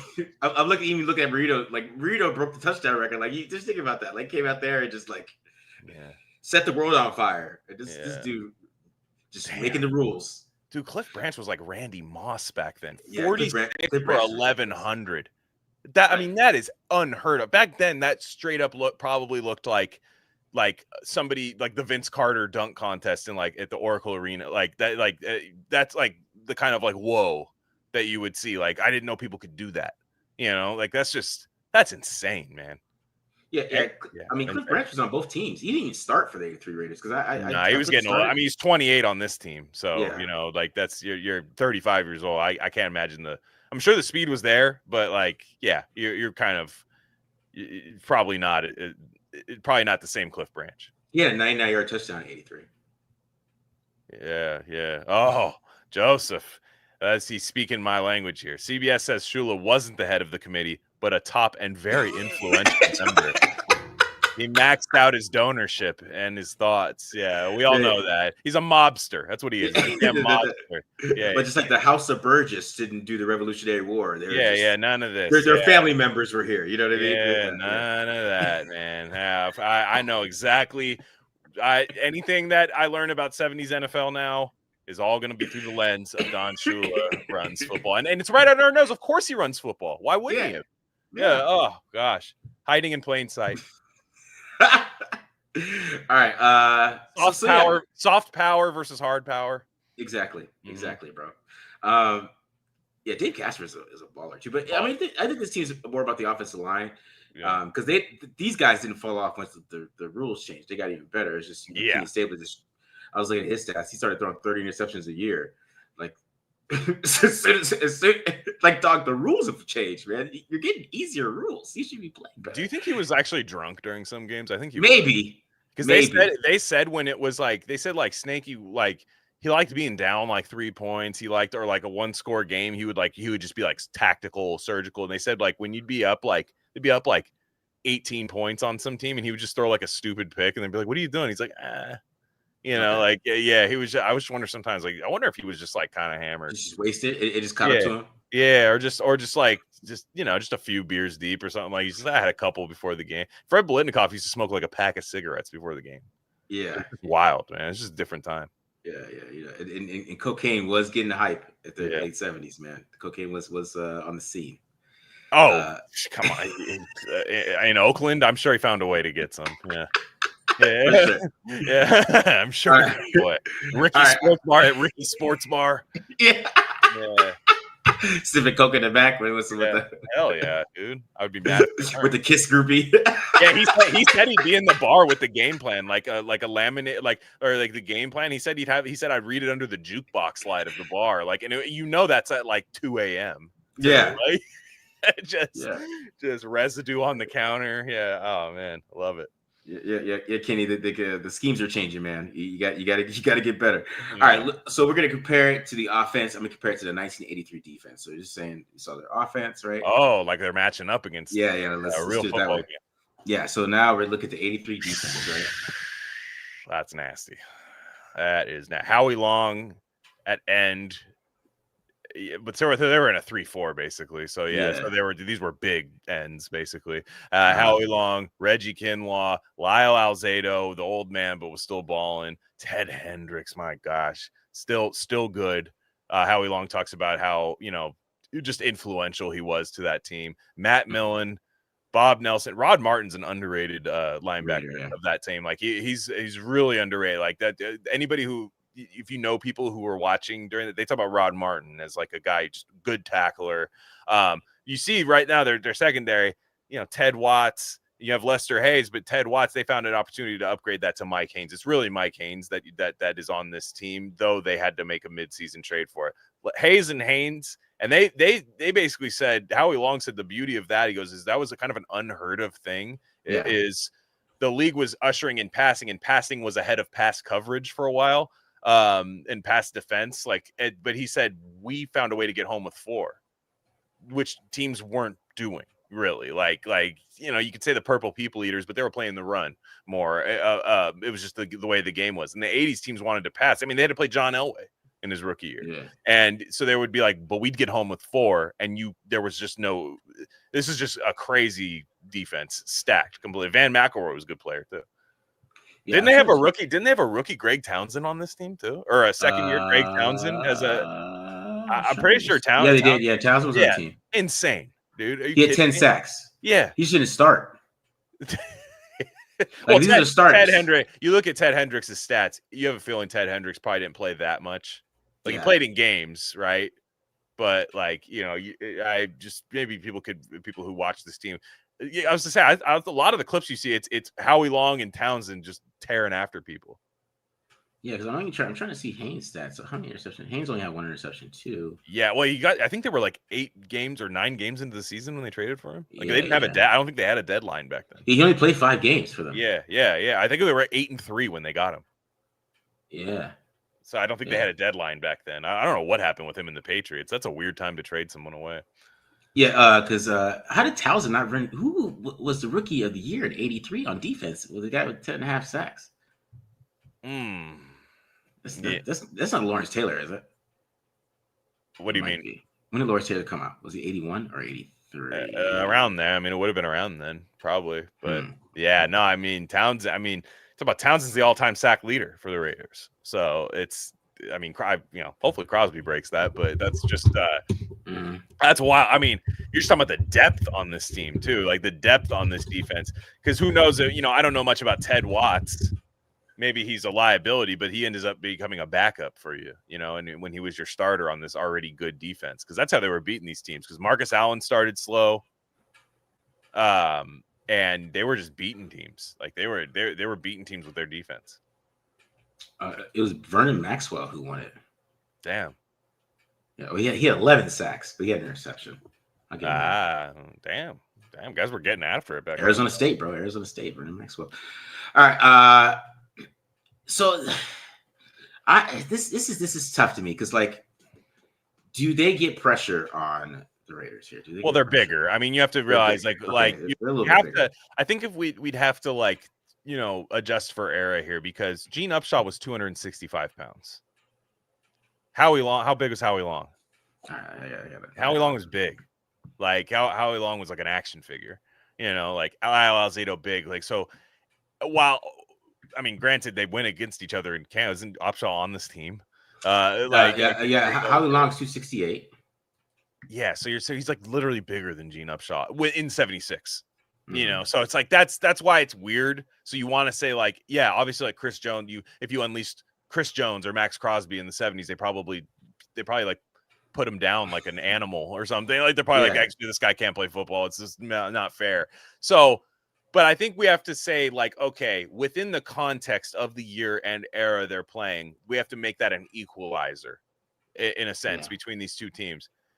That being said, I kind of like the 76 O line being more dominant in my opinion. but it's tough. It's tough, and I don't know if Branch, because Mike Haynes was an electric athlete. So if we have Mike Haynes in here, is Branch burning him constantly? Maybe.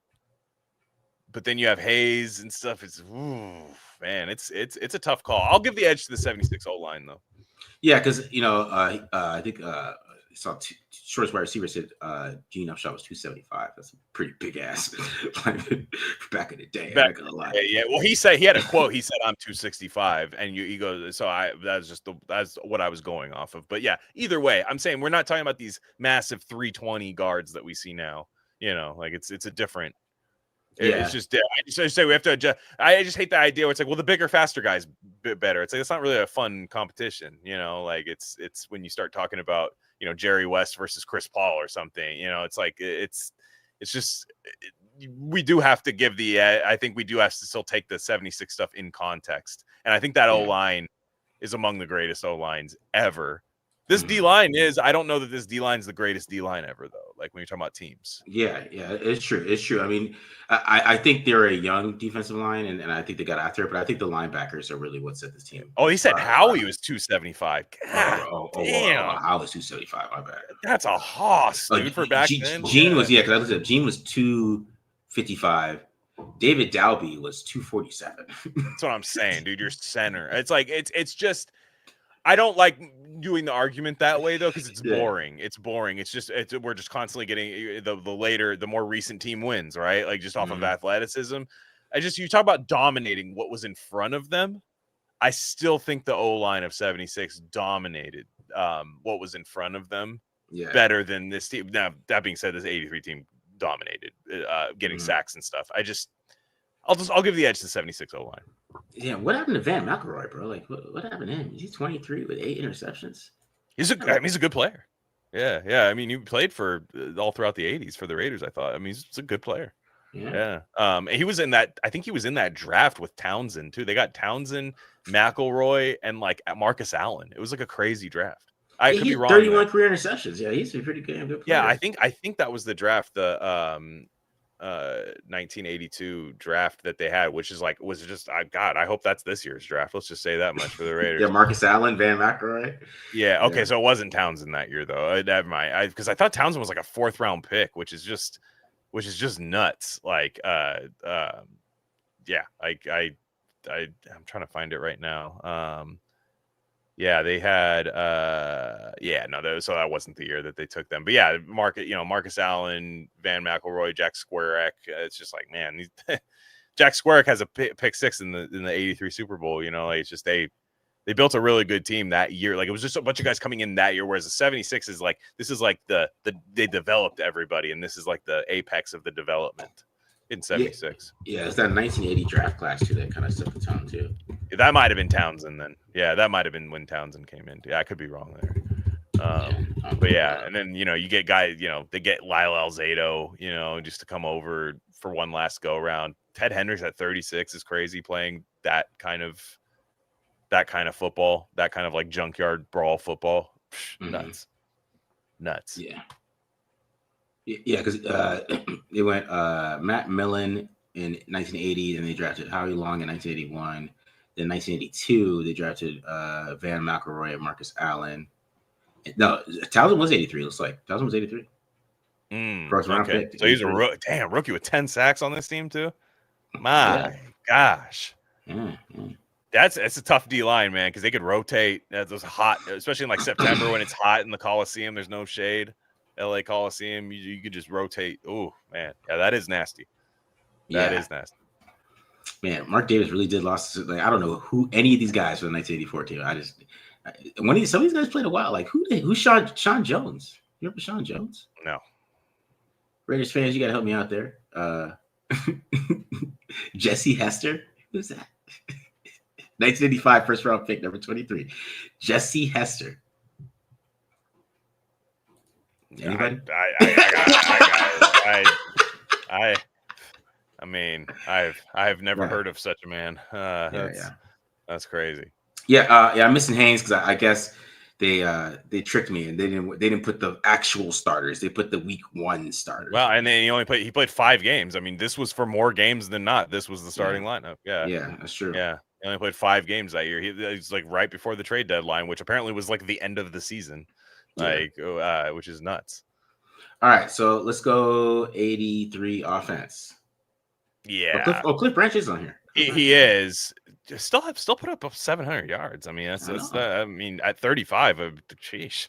I mean, that's good. 5 touchdowns. Damn, that's okay. I mean, I'll give him that. But yeah, this offense is where I think you see the discrepancy between the 76 team. This offense is good, but I wouldn't say it's dominant. Right? Like I just wouldn't. I think Plunkett was good. I mean, look, threw for basically 3,000 yards, but he's 20 touchdowns, 18 interceptions. That's not dominant quarterback play, but it's good. You have Marcus Allen. Like I said, that's like 4 yards a carry, if that year. Like now he caught the ball. Look at that all purpose. I mean, you catch the ball 600 yards, 2 touchdowns, 68 catches. You're balling out there for sure. But they said for the first 6-7 weeks of the season, he was fumbling. He was just like, man, I was in my own head. I mean, he hates Al Davis. Yeah, he does. They hate each other. They hate each other the entire time. So it's kind of sad when you hear him talk because he's like, he likes the organization. They say he's around the building constantly, so I'm sure he's mended things with Mark. Probably was never mad at Mark, but just that's wild. But yeah, Malcolm Barnwell, I've never heard of that guy. I'm just gonna say that. Kenny King, heard of him? Absolutely. His son's Twitter presence too, as well. And then, but yeah, like the O-line. Todd Christensen was a bad dude, though. Todd Christensen was a bad dude. he's a BYU guy, man. BYU, head of his time, bro. Like I think he should be the Hall, bro. Like, to be honest, he got cut by the Cowboys. Like, they didn't know what to do with him. They just like, we don't do that. Like, what you do, we don't do that. Like the running downfield. And the Raiders were like, well, we had Dave Casper, so we'll just do that with you. And they said he's like a bookworm kind of guy, like kind of an eclectic, like poetry William Blake guy. So they were like, yeah, you're on the 83 Raiders. They're like, we're high right now. So they're like, whatever, but they're like, but Todd was cool. He was a baller, and he would, 92 catches. I mean, the dude, that's like a Brock Bowers. That's like some Brock Bowers shit, like right there. Oh. That's wild. Like, the offense ran through him. You were watching this, like it was Jim Plunkett to Todd Christensen. Yeah, and judging by Plunkett's yards, he did play the whole season. Yeah. So, Mark Wilson only played 3 games. He only started 3 games. So I guess because Plunkett got hurt a couple times too. Mm-hmm. So Wilson had to come play a couple times. But yeah, see, the thing is with this team, with this offense, is like Marcus Allen only averaged like 3.9 yards per carry. He did not have a good passing team. Yeah, and look at his catch. He had to catch he made his really efficient in the passing game. He just was not. 82, he had a good year. 83, he was like, yeah, I just didn't have a good year. Super Bowl is another story. As the iconic run in the Super Bowl, all is forgotten basically. But yeah, no, this offense isn't nearly. The Todd Christensen thing is. I thought Todd Christensen had like 850 this year. I didn't realize he had almost 1250. That's eating. He had over 1,000 yards 3 times in the 80s as a tight end, bro. He's a baller, man. Yeah, that's impressive, man. I don't know how he's not in the Hall, like for real. Yeah, just as like an innovator of the thing, of the position. Yeah, you know what I mean? Yeah, right. It was like him and Kellen Winslow at this point. Basically, yeah. No, you're right. Mark Bavaro, guys like that. Like those are the only guys you hear about. Yeah, like that's crazy. Impressive. Man. That's extremely impressive. Yeah. Yeah. No, it's and he like loved doing all the Raiders media stuff. Like I think he passed pretty recently. I think if I'm not mistaken, I think he passed recently. If he didn't, I'm sorry, but yeah, he was always around for the Raider stuff. He was always around, but yeah, I didn't know he balled out like that, like just numbers wise. It's crazy. Yeah, he died 12 years ago. Oh wow, I guess not recently. God, wow, 12 years ago. To be honest, I forget what year it is currently. So yeah, that's to be honest, yeah. I'm with you on that, man. All right. See, the thing is, because we're about to go to this defense, this is when I start to lean 76. Me too, 100%. It's not even close right now for me personally, but yeah.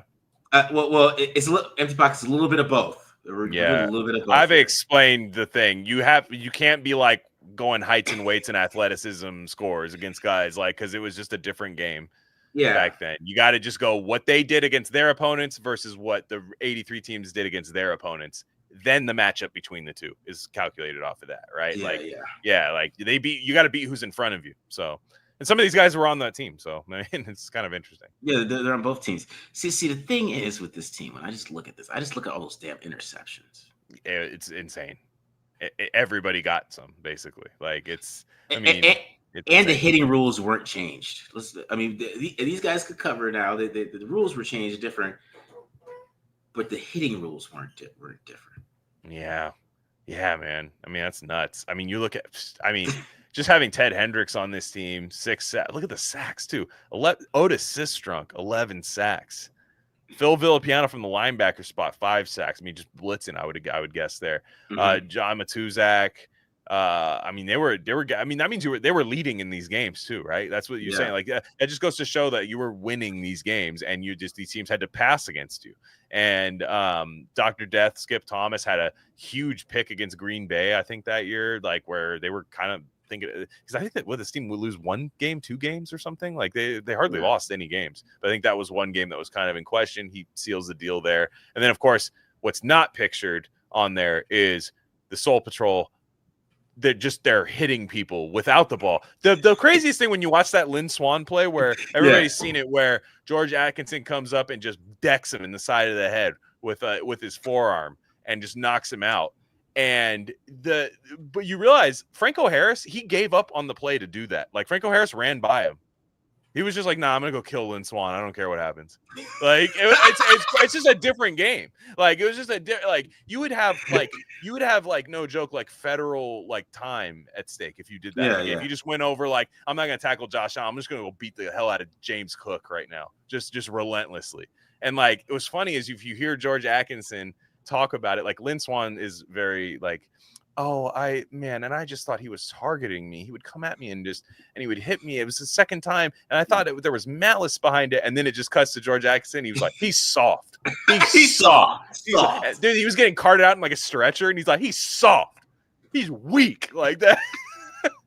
Like he's like, he is weak like that. To this day, like George George, I think he passed too, but like George Atkinson would be like 64 years old saying that. He's soft as hell. Like I'll beat him up now. Ballerina.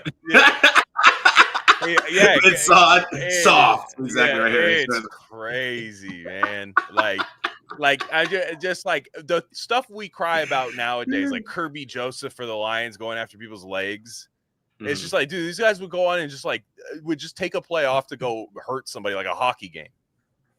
Yeah, Jack Tatum took some dude's head off in the Vikings game. Was mad that he held off the ball. Jack Tatum. I mean, I'm not going to charge him with murder. He hit a guy that ended up dying from the hit. I'm not trying to laugh. It's Daryl Stingley's. The Sting. He's related to the young corner Stingley. But yeah, like Stingley. I mean, it's bad. Like it's just like, I mean, these guys were like, it's weird, man. Like the pad situation. They were talking about like guys would just make these weird plaster molds to like put in your hand so you could like jam your thumb into guys' necks and stuff. Like it was just straight up a warfare game. Like you almost feel like were there plays called? Like you obviously they were, but was the play just like fight and then the guy with the ball runs? Because that's what it feels like. Obviously they're calling plays. I just mean it just seems like a straight junkyard brawl.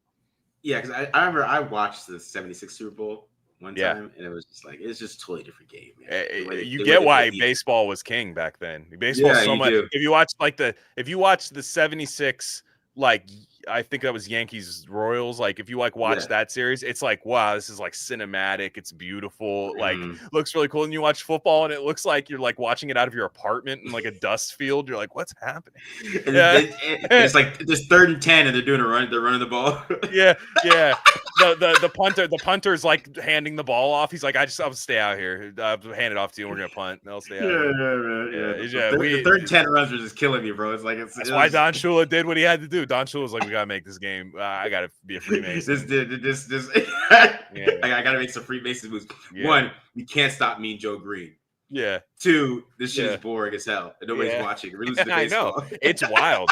I mean, it's wild. Like the game that we know now, it's just like it lost to baseball, and like even basketball was boring back then too. Like basketball was on tape delay, like and stuff. Like it was just a different it's funny how baseball was just you watch baseball from back then versus football. You're like, baseball, you're like, this is beautiful. You get like a painting, oil painting. It's beautiful. And then it's just like, it just looks terrible. Because then we're so spoiled. We're like, where's the first out? Like, what is it? What's the distance? Like, what's the score? You know, you're like watching the game. Just such a millennial moment watching these games is really funny.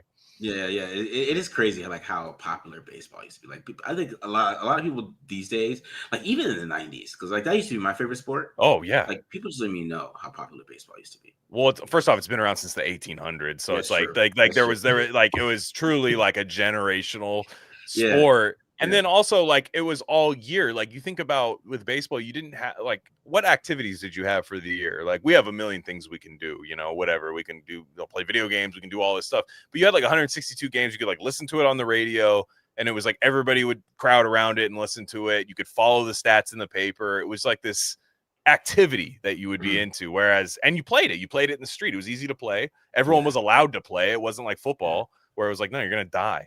And football for many years, the best schools were like Harvard and Yale. I know. So it was like these were lawyers were the best football players for a long time. 100%. Doctors, primary care guys, like these guys were the best. Just football is such it's later. It's just how like it's now it's in its golden age, you could probably say. Empty pockets. He's got to give his Aiden O'Connell shot. He would have been It would be like they'd be like, look at that arm on this kid. Yeah, Aiden O'Connell was number one back then, bro. He's from the national champion Purdue Boilermakers. Man. Him and Rondale Moore set records. They were so good. Yeah. All right. So TDL fans say 76. I've been seeing 76 the most. Smart. Twitter said 60% to 40%, 1983. Man, I just don't. So what do we have? 3 branches of government. We're the executive branch. We're the executive. We're the Supreme Court. Sounds like it's a tie. It sounds like it's a tie, and we make the tiebreaker. Yeah. I'm going 76. I don't know about you, Glenn. I'm going 76. Just because I'm going to do it out of respect, because I like you mentioned Americans game, right? Yeah. Like the 83 team was like the first team on the top 20, like on their episodes. Yeah. The 76 team was like 11 or 10. From what I remember. Right. And in my opinion, I'm going 76. Just to be honest, like because they're literally one of the great. They're a top 10 NFL team all time. So it's like hard to like be like 83, right? Mm-hmm.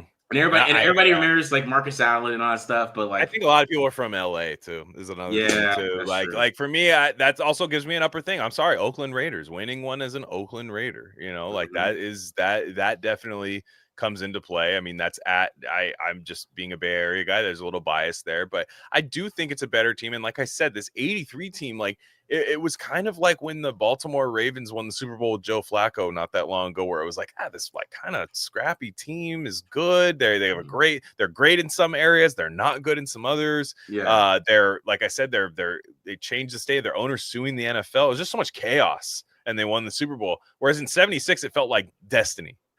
You know, like 76 is like, no, they have to come get this. If they don't win now, they're never going to win one. In fact, I don't even know if they ever do win one. Like they might just perpetually be one of those teams if they don't win in 76 that never wins. They're just like, don't know how to, you know, like, because what does this do to Al's confidence? I mean, we know Al is this crazy, you know, Al, you know, he'd never get faced. I guarantee if he lost in 76, he'd be like, damn, man, like what do I do? How do I do this? Like, how do we do this? You know, and look at the Bills. It's never guaranteed, but this felt like destiny for them to build the teams where it's like, you guys have to win this game.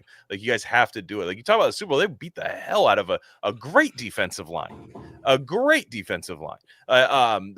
with it was Alan Page, all the Purple People Eaters. They ran the ball down their throat.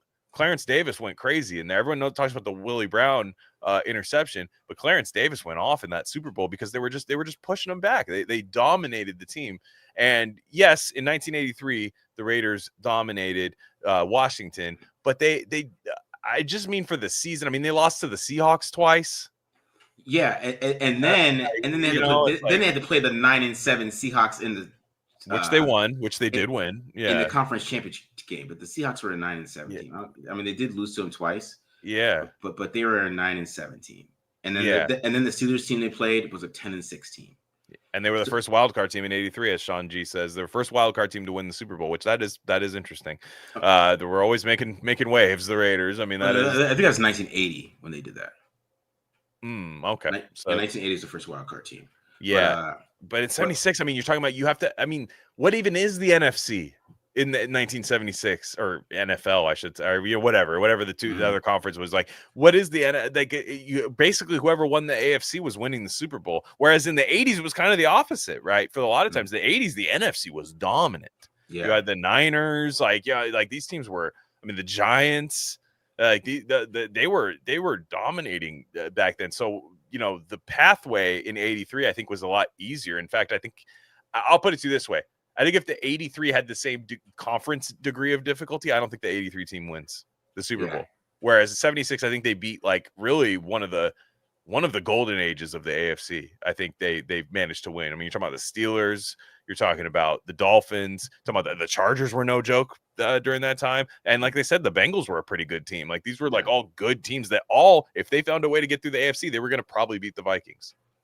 Yeah, because the NFL, the NFC won the Super Bowl from 84 to 96. Yeah, it was dominant. Right, until the the Donkeys went out there and John Elway put his whole body on the line to win that game.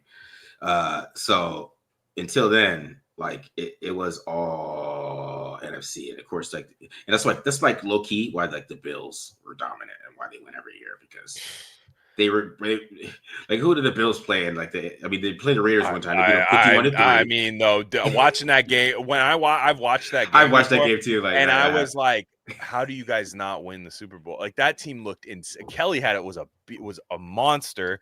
Thurman Thomas, they could beat teams in multiple ways. Bruce Smith. Like this team, I mean, Andre Reed, Darryl Talley, all these guys. Like, how does this team not win? But not every great team wins. So at least in 76, you could say, I said it was destiny, but they still got it done. And like they were the best team in the NFL that year. They easily were. Like they were the best team. You couldn't. Yes, the Steelers for legacy were the team that had gotten it done. They were injured, whatever. I don't think a healthy Steelers team's beating that Raiders team. They dog walked the Steelers in that game. Yeah. No, the Bills, they ran into the greatest defensive game plan in all time, man. That's what happened to the Bills. Who was like, we're gonna let them run we're gonna let Thurman Thomas run for 200 yards. And the Bills didn't realize it until the fourth quarter. They didn't even freaking realize it. I mean, it was just a coaching genius. That was what that game was.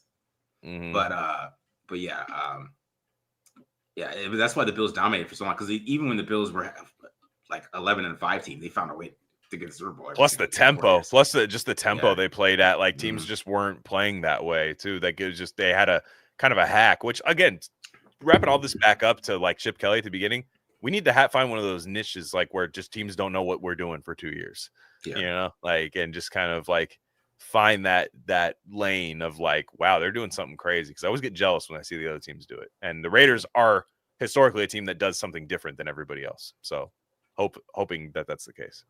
I do want to say Jim Kelly does have 28 playoff interceptions or something like that. Yeah, well, he was Tony Romo. He was Tony Romo. The Bills had I remember they played the Cowboys the third time they went. They had 8 turnovers in that game itself. Yeah, no, he was Tony Romo, where you were like, damn, you watch Tony Romo, you're like, damn, Tony is a baller, man. Like you're just like this guy's a good player. And I mean, I think Kelly won an MVP, so he was probably like a better quarterback than Tony Romo was. But yeah, he was. I mean, right now, look, I'll put it this way: like Lamar kind of has the Jim Kelly thing happening right now. Yeah, he does. Yeah. He's young. He's got time. They bring in guys for him. They have good coaches, and in the playoffs, it's just like weird stuff happens. You're just like, man, and you can almost count on it. And it's all disappointing. We're all rooting for him, but because he's usually playing the Chiefs that we hate. So it's just kind of like, it's, even with Stabler, like Stabler could have had that label for his whole career. Yeah. If he didn't get that done. Because was he going to win, after that? Was he going to get one? No, that was his one chance. It was, I mean, to be honest, the Raiders should have had a couple in the 70s, and they didn't. 100%. Exactly. So they, I think in 76, they were like, if it's not this year, it's never happening. And they really were in that, like, we'll still party and all that stuff, but we're gonna have to go kill people in front of us, like straight up dismantle the NFL by killing them. Yeah, for sure, dude. Before we get out of here, I do want to say that the problem with like Lamar and Joe Burrow is they're front runners. They're not clutch. Nobody wants to admit that. Yeah. Yeah. You get up on Burrow, like sure he'll put up some yards, but he's not gonna win. Yeah, no, I mean there's only a few guys that do. And it's just like it's true. It's like that's going back to the Adam Hill thing. It's like when you say you want the rookie contract, that means you want the chance to build around it. But these guys, we don't know if these guys are clutch. Exactly. Like and that sounds crazy, but like to be honest, like it's like a key. We don't talk about that anymore because we got this film and like these guys. Yeah. Throws. Analytics actually says clutch isn't real. Actually, actually. Yeah, where's the clutch number on my calculator? I can't find it. Haha, it doesn't exist. No, it's real. I mean, it's not that I don't think Lamar is clutch. I mean, it's like historic. Like he was down 17-7 against the Chiefs for like 3 quarters. Yeah, he's not. I mean, I want him to be. I like Lamar Jackson. Like just go get it done, bro. Like that, and that's why they can't beat Mahomes. Because what is Mahomes gonna do? He's down 17-7. Yeah, with 3 quarters, he's gonna beat you 20-17. Like that's Tom Brady's gonna beat you. Like that's you expect it too. Yeah, yeah, and that's how you take the leap as an NFL quarterback. Like you have to be clutch. Like because NFL quarterbacks, I would say this, they really only have 2 jobs. I mean, I know this is a side rant, but they only have 2 jobs: is to not lose the game when you're up, and win the game when you're down. Mm-hmm. Yeah, and we could talk about all the cool throws they do in between there. Cool. But when you're down, I need you to go win, and when we're up, I need you not to lose. And that's and that's what's the problem with Derek Carr. Derek Carr, we were down, he would go win. If they were up, he was play terrible. Like bro, like we need the balance here, and if you can't have that balance, you're not going to beat Patrick Mahomes. Is basically what I'm saying. Yeah, like you can do everything you can in the regular season, but you got to beat Patrick Mahomes. Like you might be down 17-7, and you got to do that. You know what I'm saying? Yeah. I mean, like I said, there's going to be some comebacks, but it's just like historically, like we all know it needs. We all know what he needs to do. It's that one big one when everybody's watching, and we know he's an MVP. We know he can take the game over himself. And at times it looks like I wish he would play more reckless in those games, whereas he looks like a robot in the playoffs. And you're like, hey man, you can like make crazy things happen.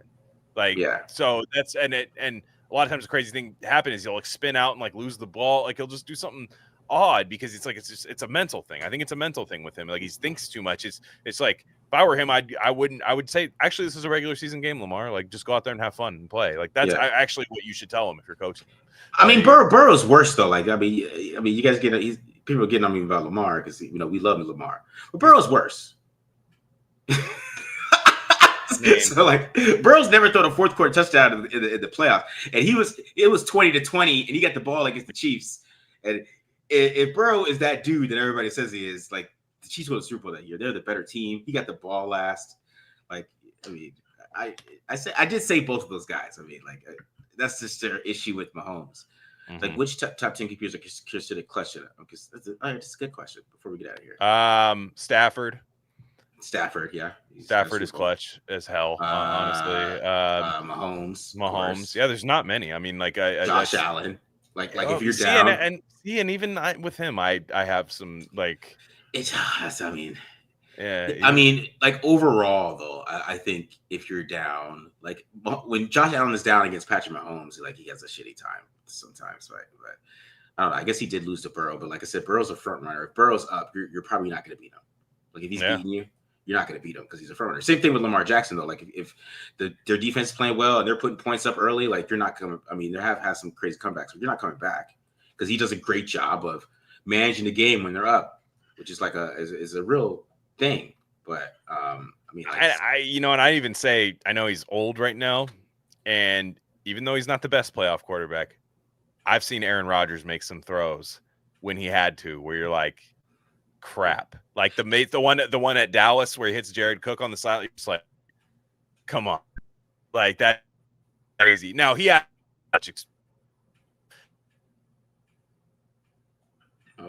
for that. Like I just, yeah, I don't know. I think Rodgers was like, we'll see. Rodgers should be playing some meaningful games this year, and I think Rodgers in the playoffs he has his trouble, but he has had some crazy playoff wins where he's just like, what the hell, you know? Yeah, and the thing is Aaron Rodgers. My bad. Keep on. My bad. No, I was just saying he runs into the Niners. Aaron Rodgers runs into the Niners and just doesn't know how to play. Like he just sucks, and it's his childhood team, and he isn't good. But like when he would beat the Cowboys in the playoffs, and all that, it's like, man, these guys, it's tough to do, man. It's tough to be elite and clutch and beyond a statistical and film degree. Yeah, and the thing is, Aaron Rodgers was a front runner early on in his career too. And that kind of changed like after the Hail Mary. So it can change. Mm-hmm. Like it's just that's their problem right now is that they're front runners and they have to be more clutch to win. I mean, Aaron Rodgers, he's the perfect example of that changing because he started off as a front runner and then he became clutch, you know. But another guy like CJ Stroud is clutch as hell. Like if Stroud's down, like I feel like that he'll start making throws and he'll start making plays. Like the Chargers game, you go watch, like the Chargers were dominating them on defense. And he was like, okay, let me go fucking start running. And he starts running all over. That's what I'm talking about. It's like shit like that. Right. And then they come back and then they win the game. You know, I think Daniels has it too. I can tell Daniels has it. Like I have to see more of it, but I think he has it. Yeah. And people be mad about like Brock Purdy's kind of, he's down 24-7 like a couple times. Like he starts making throws when they need him to make throws. Like it's shit like that. Like it really what it is. I mean, like, and that's how you win in the NFL. It's crazy. But like Patrick Mahomes is the best at it, and that's why people can't really beat him. But it's just a skill that we don't talk about enough because of the nerds. And the nerds are like, there's no logic and reason in this. You know, a clutch. Like we can't measure that. Yeah, like, that's stupid shit. Yet it's the only reason. Yet it's the most fun thing to ever watch happen. I mean, unless you hate the person, but like it's this. Yeah, again, it's just not that many people, you know, that one way or another that you could say clutch. I mean, basketball's the same way. I mean, you know, it's like it's just it's tough. Yeah, it's tough. It's why people don't like Derek Jeter. Like analytics, baseball people don't like Derek Jeter. But guess who? He was a killer when you needed one. Don't even bring that up. Yeah, he was a killer, and it doesn't matter. Like, oh, the Yankees, whatever. The analytics don't look good. I literally nobody else I'd rather have up at the plate with 2 outs and a guy on second. Don't even get me fucking started on. Yeah, he was a killer. Derek Jeter. He was a killer, dude. He was an absolute killer. All of a sudden, he has power. He's a killer. All of a sudden, he's a power hitter. I fucking hated it. Don't even get me fucking started. As my dad's a Yankee fan, so he was. I mean, he is like a deity in the house. But yeah, like I'm still scarred from the 1996 Jeffrey Mayer. I'm still scarred, dog. I'm still scarred from that shit. And I swear, Derek Jeter hit like 3 home runs. Yeah, like in that little wall scrapers to right field. Yeah, I was scarred as a 10-year-old child. Yeah, fucking scarred. He was a killer. Yeah. He is a killer, man. Killer, man. I hate that guy. All right. All of a sudden, it's fucking true, man. It pisses me off. All right. We're out here, guys. We're at 2 hours. Yeah. Hit the subscribe button. Subscribe button. 1976 is the champions. July 4th, bicentennial year. It's happening. July 4th, bicentennial. It's very, very patriotic. Yeah. We're out of here, guys. Peace.